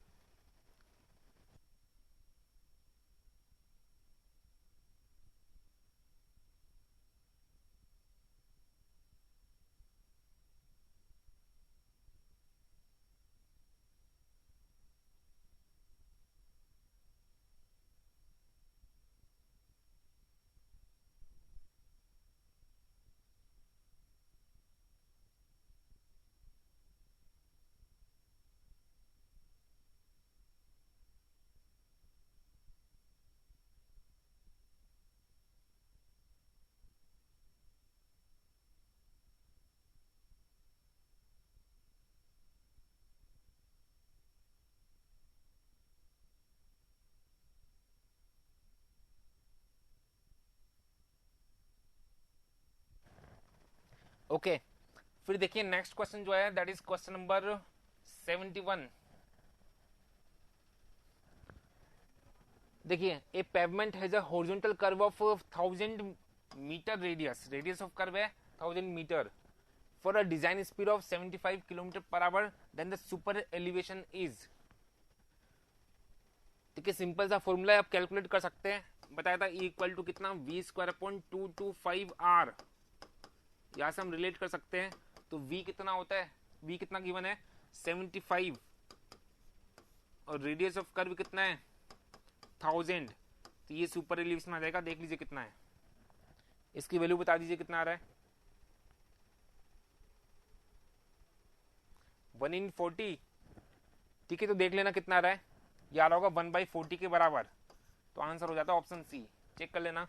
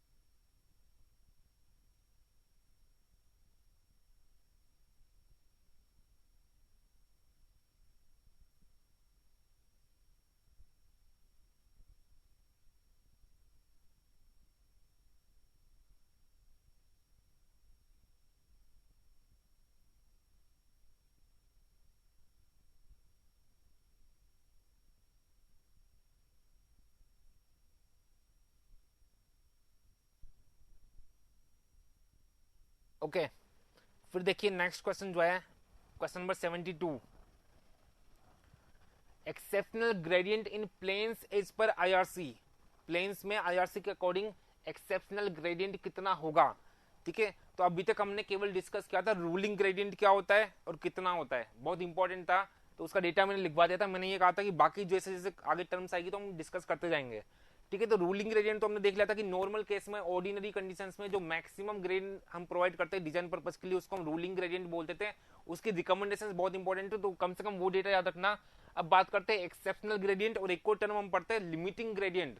तो इनको भी देख लेते हैं, एक्सेप्शनल ग्रेडियंट और लिमिटिंग ग्रेडियंट, और इनकी रिकमेंडेशंस भी देख लेते हैं। तो ग्रेडियंट वाला पार्ट आपका कंप्लीट हो जाएगा फिर। ओके, तो देखिए क्वेश्चन नंबर 72 जो है, एक टर्म हम पढ़ते हैं लिमिटिंग ग्रेडियंट। तो लिमिटिंग ग्रेडियंट क्या होता है पूछ लेते कई बार।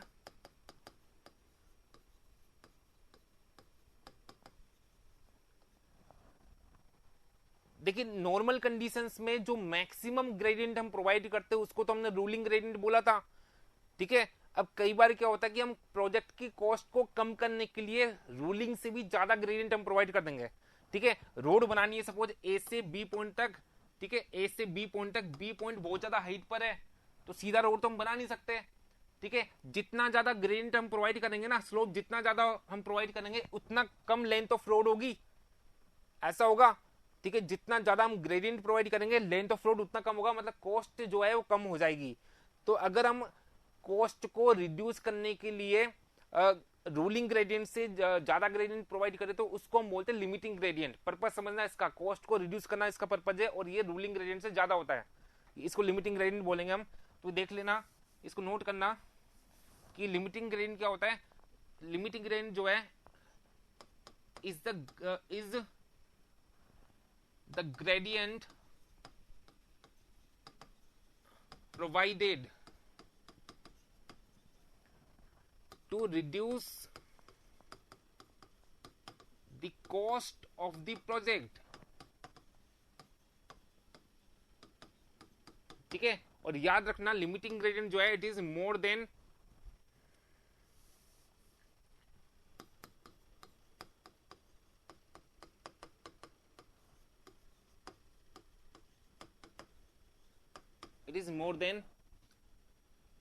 Ruling gradient.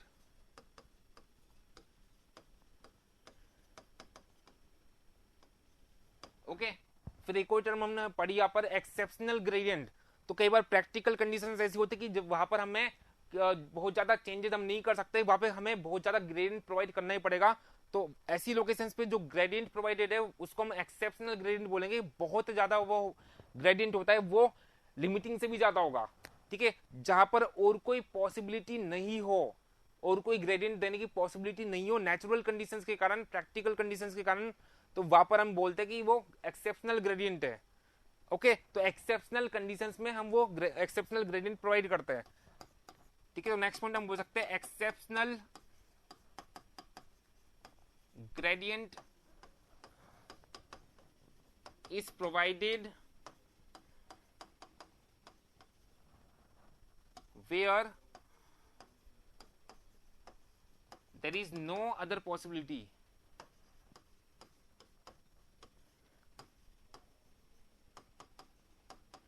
ठीक है, और कोई पॉसिबिलिटी नहीं है नेचुरल कंडीशंस के कारण, तो वहां पर हम जो बहुत ज्यादा हायर ग्रेडियंट प्रोवाइड करेंगे दैट इज एक्सेप्शनल ग्रेडियंट। वो इन दोनों से भी ज्यादा होता है, रूलिंग से भी ज्यादा होगा, लिमिटिंग से भी ज्यादा होगा। ठीक है, तो बेसिक बेस की डेफिनेशन है, इनका क्राइटेरिया मैं बताता हूँ, रिकमेंडेशन। ठीक है, तो ये नोट कर लेना पहले।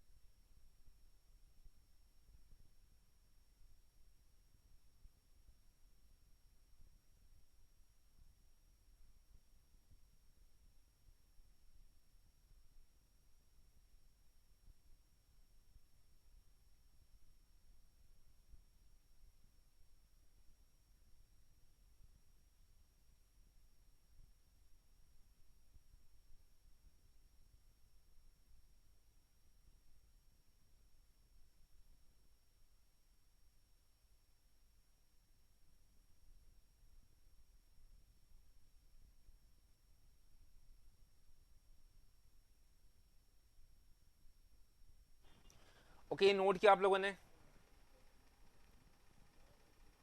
बताइए।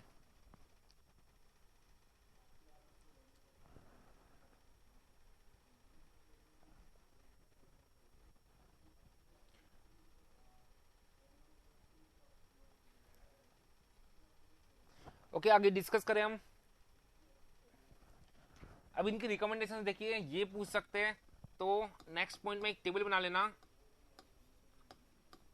रिकमेंडेशंस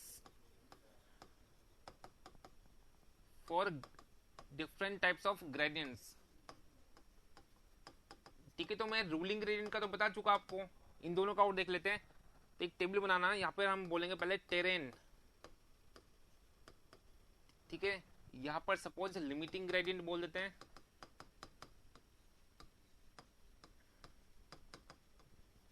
और यहाँ पर एक्सेप्शनल ग्रेडियंट।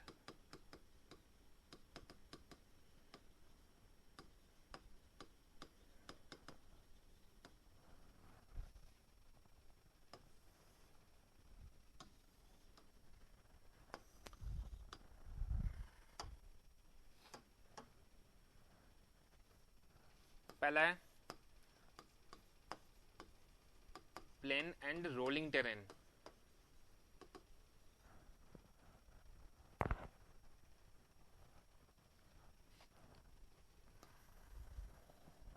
नोट करना है इसको साथ के साथ।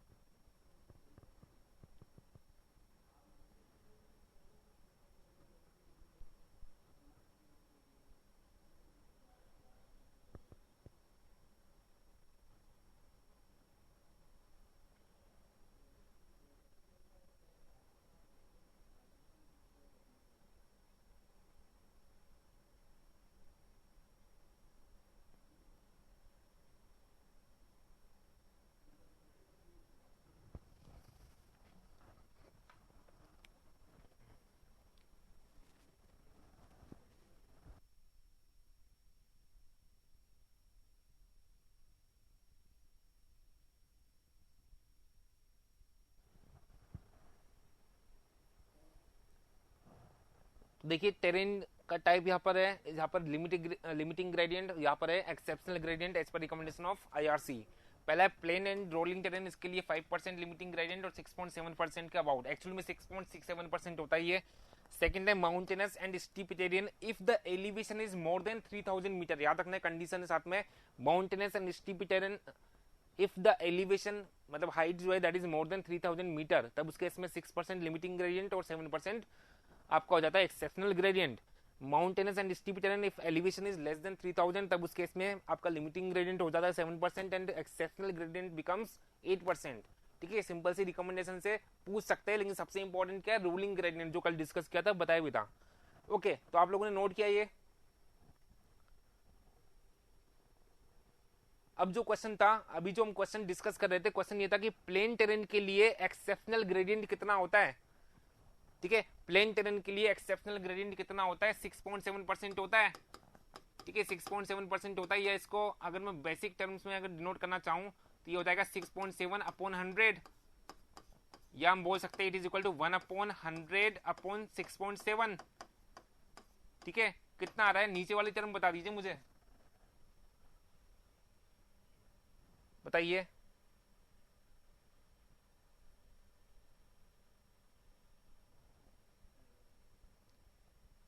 ऑलमोस्ट इक्वल टू 15, 1/15 आ रहा है ना, ऑलमोस्ट इक्वल टू, देख लीजिए जो ऑप्शन है 1/15 के अबाउट कुछ आएगा। ओके, तो एक्सेप्शनल ग्रेडियंट पूछा था प्लेन टेरेंस के लिए, this is approximately equal to 1/15। Okay, 1/15, तो ये बी आंसर हो जाता है।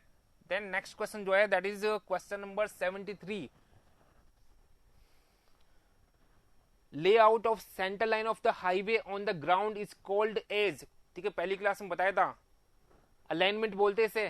ठीक है, रोड की सेंटर लाइन किन किन लोकेशंस को कनेक्ट करते हुए पास होगी, ये डिसाइड करना हम बोलते हैं अलाइनमेंट, डिसाइड करना, इसी को हम बोलते हैं अलाइनमेंट। ठीक है, ओके, देन नेक्स्ट क्वेश्चन जो है that is question number 74, in urban areas when the volume of cycle traffic is high then minimum width provided for the cycle track is। बताइए, रिकमेंडेशन पूछिए, साइकिल ट्रैक की minimum width कितनी होती है, 74 का बताइए।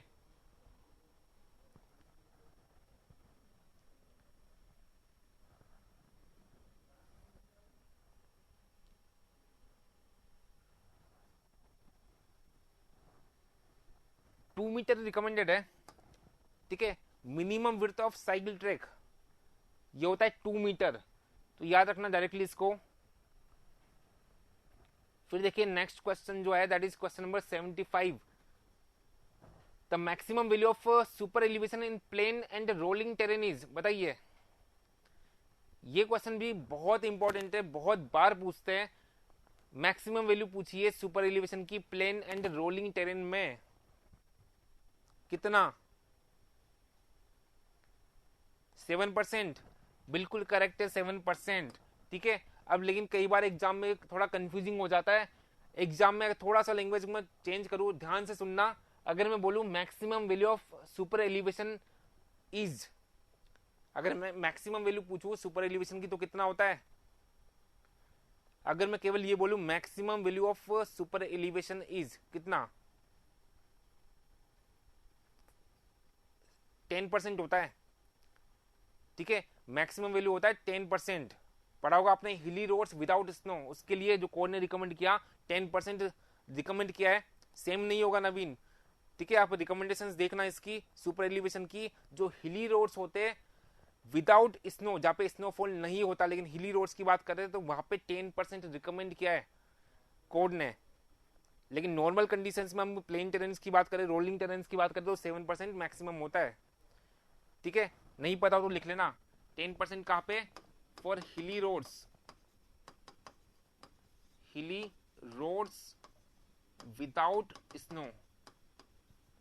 तो अगर कोई कंडीशन साथ में नहीं दी, केवल ये बोला कि मैक्सिमम वैल्यू कितनी होगी सुपर एलिवेशन की, तो 10% होगा फिर इसका आंसर। कई बार ऐसा भी पूछते एग्जाम में, नहीं पता तो नोट कीजिए।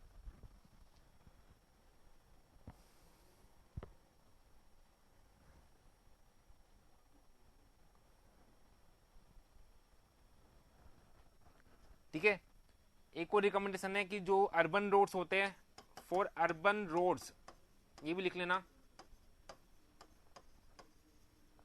विथ फ्रीक्वेंट इंटरसेक्शंस, जिस पर बहुत ज्यादा इंटरसेक्शंस होते हैं, तो इसके लिए रिकमेंड किया 4% सुपर एलिवेशन। ठीक है, ठीक है, 7% रिकमेंड किया किसके लिए, प्लेन एंड रोलिंग टेरेंस के लिए। ये तीन ही रिकमेंडेशन है इसकी, तो तीनों ही हो गया। जिनको नहीं पता नोट कर लेना।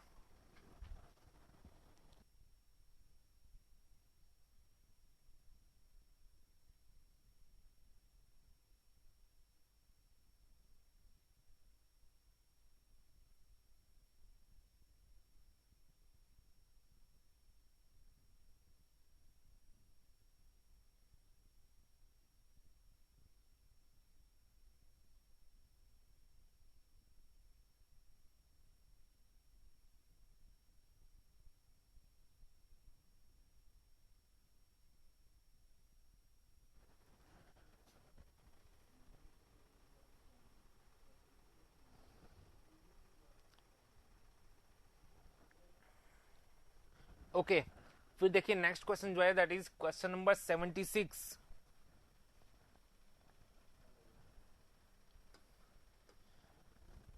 बताइए, सिंपल सा क्वेश्चन है, 6 बार एसएससी जेईई में पूछा है, और वैसे भी किसी भी एग्जाम के लिए मोस्ट इंपोर्टेंट क्वेश्चन है ये। क्वेश्चन है the primary aim of providing camber is, camber हम क्यों प्रोवाइड करते हैं, रेनफॉल वाटर के ड्रेनेज के लिए। ठीक है, बहुत ही इंपॉर्टेंट क्वेश्चन है, बहुत बार रिपीट होता है, 6 बार एसएससी जेईई में पूछा ही है। ठीक है, और अदर एग्जाम्स में भी लगभग सब में पूछा हुआ क्वेश्चन है, तो इंपॉर्टेंट है, याद रखना। Okay, then question number 77, the formation width. ठीक है, फॉर्मेशन विड्थ बताया था, रोडवे की विड्थ होती है, टोटल जो विड्थ है रोड की, वो हम बोलते हैं फॉर्मेशन विड्थ। कल परसों का भी डिस्कस किया था मैंने, डायग्राम बना के बताया था। Formation width of national and state highways in plain and rolling terrain for single lane road is कितना होता है, सीधा कोडल प्रोविजन आईआरसी का। बताइए, सिंगल लेन रोड के लिए फॉर्मेशन विड्थ कितना, बताइए।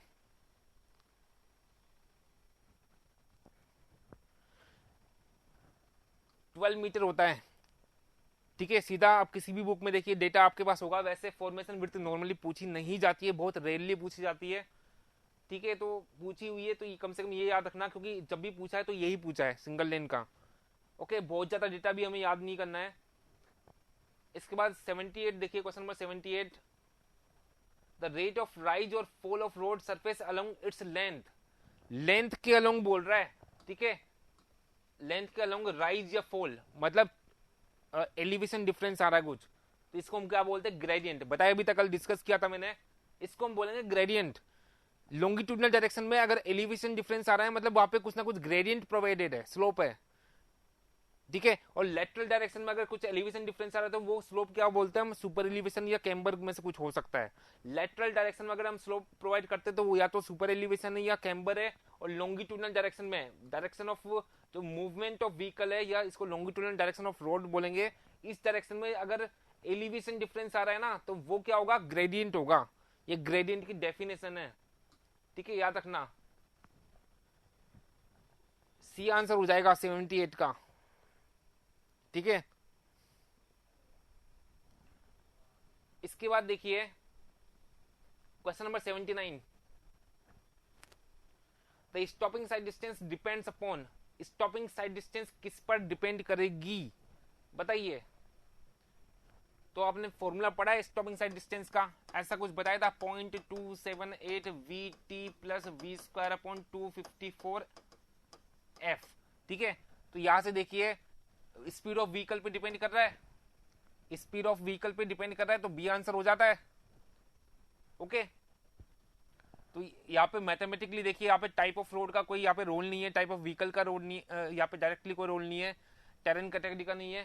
ठीक है, इनमें से तो बेटर ऑप्शन कौन सा होगा, स्पीड ऑफ व्हीकल, सीधा दिख रहा है मैं मैथमेटिकली। ओके, क्वेश्चन नंबर 80 बताइए, proper geometric design will help in, अगर हमने अच्छे से ज्योमेट्रिक डिजाइन किया रोड का, तब उसके में क्या क्या हेल्प हमें मिलेगी। ए ऑप्शन है इंक्रीजिंग स्पीड ऑफ व्हीकल बढ़ जाएगा। बी है रिडक्शन इन ग्रेडियंट कम हो जाएगा। सी ऑप्शन है रिडक्शन ऑफ एक्सीडेंट्स कम हो जाएंगे। डी है रिडक्शन ऑफ कैरिजवे कम हो जाएगा। बताइए, अगर हम प्रॉपरली डिजाइन कर रहे हैं किसी रोड को तो सबसे इंपॉर्टेंट जो उसका इफेक्ट होगा वो क्या होगा, एक्सीडेंट्स में बहुत कमी आ जाएगी। ठीक है, आप प्रैक्टिकली सोचिए ना कि ऐसा कोई रोड बना दिया हमने कि सपोज वहां पे साइड डिस्टेंस बहुत कम है। ऐसा सोचिए, फॉर एग्जांपल साइड डिस्टेंस, मान लीजिए कि ऐसा रोड बना दिया हमने कि साइड डिस्टेंस बहुत कम है किसी सेक्शन पे, तो वहां पे एक्सीडेंट ज्यादा होंगे। ठीक है, वहां पर एक्सीडेंट ज्यादा होंगे। ठीक है, आपको पता होगा कि आपके आसपास के एरियाज को अगर आप फोकस करें तो आपके दिमाग में 2-3 लोकेशन ऐसी मिलेगी जहां पे बहुत फ्रिक्वेंटली एक्सीडेंट्स होते हैं। जैसे मैं जयपुर से बिलोंग करता हूँ तो जयपुर में ऐसी बहुत सारी लोकेशन है, B2 बाईपास वगैरह हो गया। ठीक है, इंडिया में 7th ऐसा रोड है जो जहाँ पे मैक्सिमम एक्सीडेंट्स होते हैं, B2 बाईपास की जो लोकेशन है जयपुर में। तो ऐसे आपके आसपास अगर आप देखो ना तो कुछ ऐसी लोकेशन होगी जहाँ पे एक्सीडेंट्स बहुत ज्यादा होते हैं, वहां पर कुछ ना कुछ डिजाइन में कुछ ना कुछ कमी है, इस कारण से ऐसा होता है। ठीक है, तो सबसे इंपॉर्टेंट इफेक्ट जो होगा, अगर प्रॉपर्ली हम डिजाइन कर रहे हैं रोड को तो इफेक्ट क्या होगा, एक्सीडेंट्स में कमी आ जाएगी। ओके, तो इनमें से सी आंसर से करेक्ट हो जाएगा। ओके, इसके बाद देखिए क्वेश्चन नंबर 81,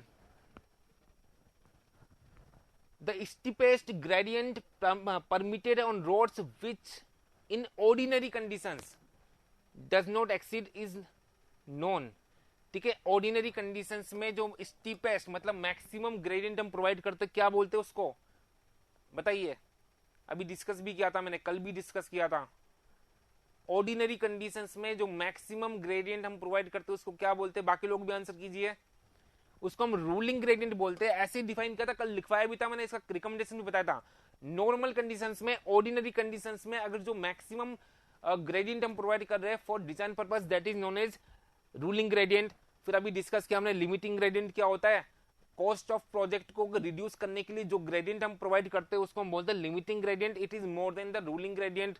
ठीक है, एक्सेप्शनल ग्रेडियंट हमने बोला कि जहाँ पे प्रैक्टिकली और कोई दूसरी पॉसिबिलिटी नहीं है तो हमें जो वहां पर जो ग्रेडियंट है बहुत ज्यादा प्रोवाइड करना पड़ेगा, उसको एक्सेप्शनल ग्रेडियंट हम बोलते हैं। ठीक है, तो ऐसा नॉर्मली होता है पहाड़ी इलाकों में। तो ये भी आपको पता है कि ये क्या होता है, लिमिटिंग ग्रेडियंट क्या होता है, एक्सेप्शनल क्या होता है, ये भी हमने डिस्कस किया। एक और टर्म यहाँ पे बोलिए फ्लोटिंग ग्रेडियंट। ठीक है, फ्लोटिंग ग्रेडियंट भी हम देख लेते हैं। तो ऐसा सोचिए कि कई बार आप कहीं पर अगर पहाड़ी इलाके में जाते हैं या मान लीजिए कि किसी पहाड़ी पर गए होंगे अगर आप, तो बहुत बार होता है ना ढलान वाला रोड अगर होता है। ठीक है, मान लीजिए कोई मंदिर है यहाँ पे, होता है ना ऐसा कि पहाड़ी पर मंदिर बहुत होता है, तो यहाँ पर कोई मंदिर है और ये पहाड़ी के टॉप पर ये मंदिर बना हुआ है, तो जाती टाइम आप क्या करते हो, चढ़ाई चढ़ते हो, असेंडिंग ग्रेडियंट होता है। लेकिन जब आते हो ना तो बहुत बार होता होगा कि आपके अपना जो गाड़ी है या बाइक जो भी है उसको बंद कर लेते हो, होता है ना ऐसा, बिना इंजन के फोर्स के ढलान के कारण आप नीचे आ जाते हैं। बात समझ क्या बोल रहा हूं, अगर ढलान वाला रोड है तो आप क्या करोगे कि इंजन को बंद कर लोगे, बहुत बार आप ऐसा करते होंगे पहले भी। ठीक है, बचपन में हम भी करते थे ऐसा। तो जब ढलान वाला रोड होता है तो उस केस में हमें इंजन को स्टार्ट रखने की आवश्यकता नहीं होती, केवल जो नेचुरल जो स्लोप है या ग्रेडियंट है उसी के कारण हम नीचे आ सकते हैं। ठीक है, तो ऐसा ग्रेडियंट जहां पर एक पर्टिकुलर स्पीड को मेंटेन करने के लिए इंजन फोर्स की आवश्यकता नहीं हो, इंजन फोर्स को ही हम बोलते हैं ट्रैक्टिव फोर्स। ठीक है, इंजन फोर्स को हम बोलते हैं ट्रैक्टिव फोर्स। ठीक है, तो एक पर्टिकुलर स्पीड मेंटेन करने के लिए अगर हमें इंजन फोर्स या ट्रैक्टिव फोर्स की आवश्यकता नहीं है तो ऐसे ग्रेडियंट को हम फ्लोटिंग ग्रेडियंट बोलते हैं। ओके ओके, तो ये भी आप नोट कर लेना, फ्लोटिंग ग्रेडियंट क्या होता है।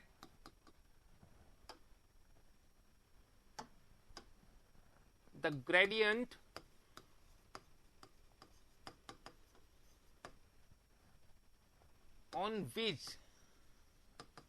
on which no tractive force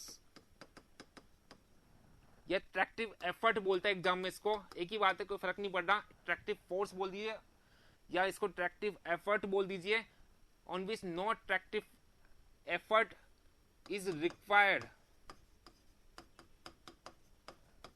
to maintain a particular speed a particular या आप बोल सकते हैं specified speed of vehicle, speed of vehicle is known as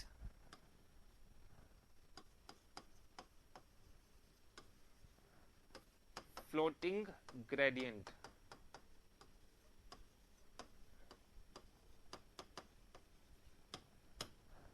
कीजिए नोट।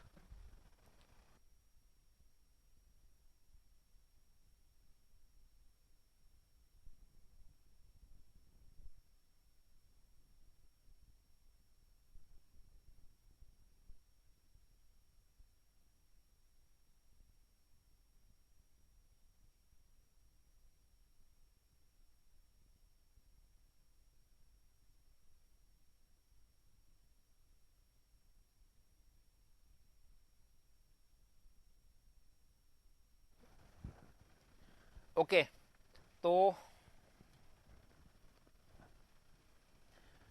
ठीक है, तो ऑर्डिनरी कंडीशंस में मैक्सिमम ग्रेडियंट क्या होता है? रूलिंग ग्रेडियंट होता है।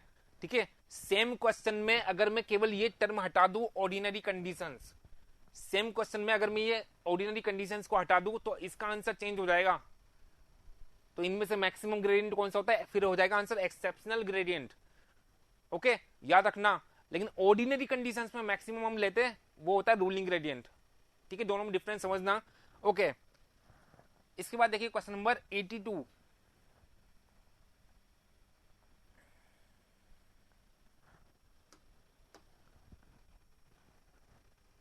While calculating the side distances, the driver's eye above road surface is assumed as, कल डिस्कस किया था मैंने, जो स्टैंडर्ड डेफिनेशन है स्टॉपिंग साइड डिस्टेंस की, ऐसा कुछ डिस्कस किया था कि ये कोई रोड सरफेस है, यहां से अगर ड्राइवर का जो आई लेवल है that is at a height of कितना 1.2 मीटर। ठीक है, तो जितना डिस्टेंस से ये किसी ऑब्जेक्ट को जिसकी हाइट है 0.15 मीटर ये देख सकता है, ये इस डिस्टेंस को हम बोलते हैं stopping sight distance. This is the standard definition of stopping sight distance as per IRC. ठीक है, तो eye level 1.2 metre, height of object कितना 0.15 मीटर, दोनों इंपॉर्टेंट है। तो आई लेवल ही पूछा है ना इसमें, आई लेवल पूछा है तो 120 सेंटीमीटर हो गया, 1.2 मीटर। ठीक है, पहले भी डिस्कस किया था हमने। ओके, इसके बाद जो नेक्स्ट क्वेश्चन है that is question number 83। Radius of curvature provided along a transition curve is, बताइए। अभी ट्रांजिशन कर्व हमने अच्छे से कॉन्सेप्चुअली डिस्कस किया है। ए ऑप्शन है minimum at the beginning and maximum at the end, B a same throughout its length, ठीक है, C a equal to the radius of a circular curve, D a varying from infinity at the beginning to the radius of circular curve at the end. बिल्कुल सही, तो आपको समझ में आया मतलब। ठीक है, जो रेडियस है किसकी, ट्रांजिशन कर्व की, वो इंफिनिटी से रिड्यूस होते होते रेडियस ऑफ सर्कुलर पाथ के बराबर हो जाती है। ऐसे हमने डिफाइन किया था, लिखा भी था हमने, तो ये बहुत बार पूछी जाती है इसलिए हम ऐसा बोलते हैं। ठीक है, सीधा सा मीनिंग है, देखो इन जनरल कोई भी वर्ड अगर आ गया ट्रांजिशन, ठीक है, ये जो टर्म है ना, इसका जनरल मीनिंग अगर हम इन जनरल बात कर रहे हैं तो इसका मीनिंग होता है to change from one state to another state, एक अवस्था से दूसरी अवस्था में परिवर्तित होना। ठीक है, जैसे रोड जो है वो स्ट्रेट से सर्कुलर में चेंज हो रहा था तो उसको ट्रांजिशन कर्व बोल दिया हमने।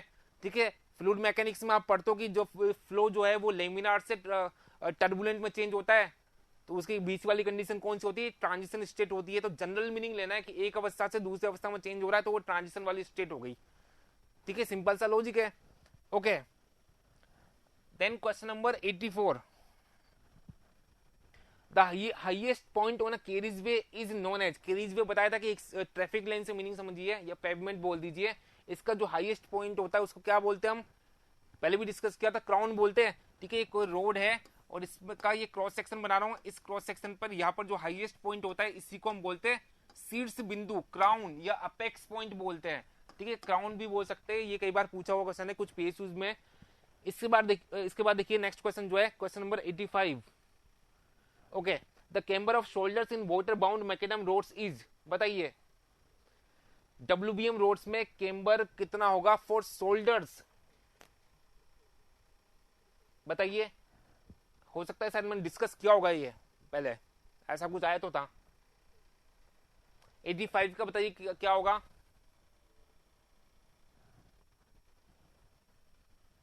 सीधा कोड की रिकमेंडेशन है।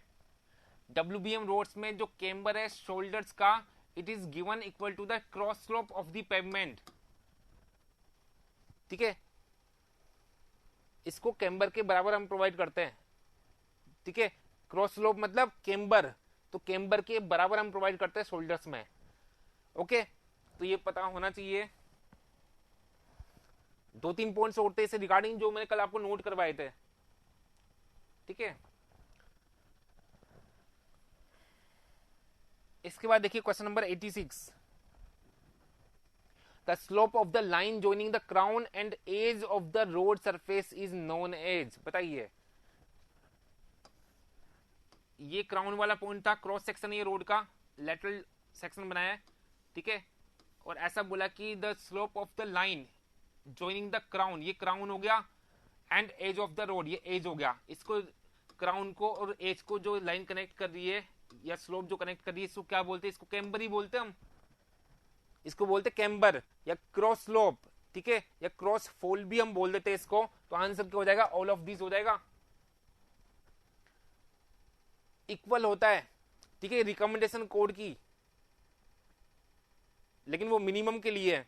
मिनिमम कैम्बर कितना होता है शोल्डर में, मिनिमम कितना होता है स्लोप जो है वो कैम्बर के बराबर होता है, वो मिनिमम के लिए था। ठीक है, शोल्डर्स की बात कर रहे हैं हम। इसके बाद देखिए question number 87। The camber and gradient on earthen roads should not be more than. बताइए, सीधा रिकमेंडेशन है। ठीक है, टेबल पढ़ी होगी आपने, अर्दन रोड्स के लिए कैम्बर और ग्रेडियंट। बताइए, मैक्सिमम पूछा है कितना होता है?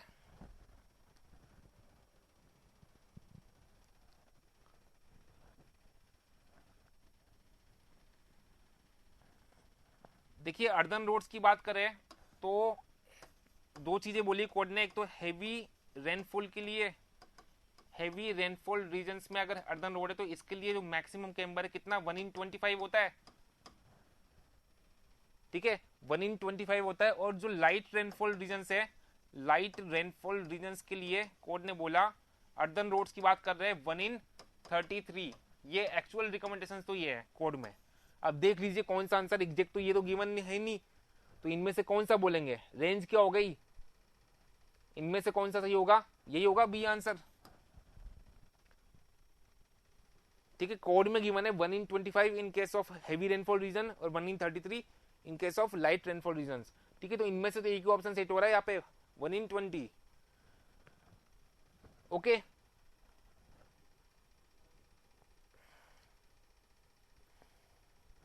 ओके, इसके बाद देखिए नेक्स्ट क्वेश्चन जो है,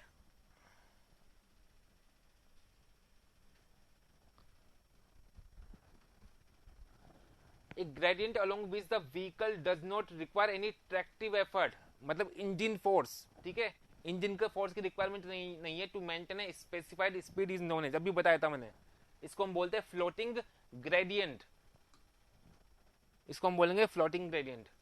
ओके, इसके बाद देखिए नेक्स्ट क्वेश्चन जो है question number 89। Which situation is not considered in the design of side distance.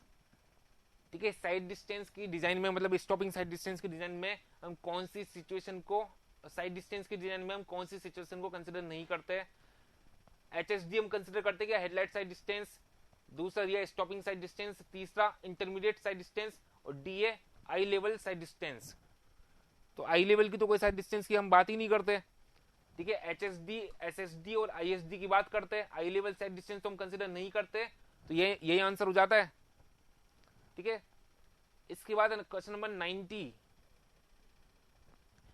As per IRC limiting gradient of mountainous terrain is. बताइए, अभी डेटा लिखवाया था मैंने, अभी डेटा लिखवाया था, लिमिटिंग ग्रेडियंट की बात कर रहा है माउंटेनस टेरेन के लिए कितना होता है?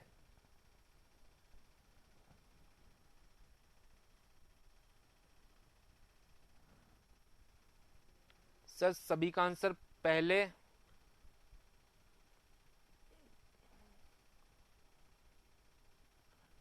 आप एक बार रिफ्रेश कर लीजिए। वैसे लास्ट क्वेश्चन है जो हम डिस्कस कर रहे हैं, ठीक है, बताइए लिमिटिंग ग्रेडियंट माउंटेनस टेरेन के लिए कितना होता है? टेबल बनवाई थी मैंने, कितना होता है? 6%। बिल्कुल करेक्ट है, तो इसका आंसर हो जाता है ऑप्शन सी। ओके, तो आज की क्लास में हम इतना ही डिस्कस करेंगे। जिनकी आज पहली क्लास थी, जो कल और परसों एब्सेंट थे, वो ज्योमेट्रिक डिजाइन को पूरा रिवाइज कीजिएगा, ठीक है, क्योंकि थोड़ा कॉन्सेप्चुअल टॉपिक है, यही कॉन्सेप्चुअल टॉपिक है पूरे सिलेबस में ट्रांसपोर्टेशन में।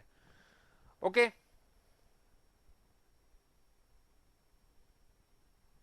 सर पीडीएफ अपलोड करवा दो ना, बिल्कुल अपलोड करवा दिया जाएगा। ओके, तो इसको जरूर आपको रिवाइज करना है, क्योंकि एकमात्र टॉपिक है जो ऐसा ही है ज्योमेट्रिक डिजाइन जिसमें आपको कॉन्सेप्चुअली सोचना पड़ेगा, न्यूमेरिकल्स भी है, ठीक है। बाकी टॉपिक्स में इतना कुछ नहीं है, रट्टाफिकेशन वाला पार्ट ज्यादा है। ओके, तो आपको एक बार ये पूरा रिवाइज करना है। कल मिलते हैं, कल डिस्कस करेंगे बाकी क्वेश्चंस को। Thank you so much.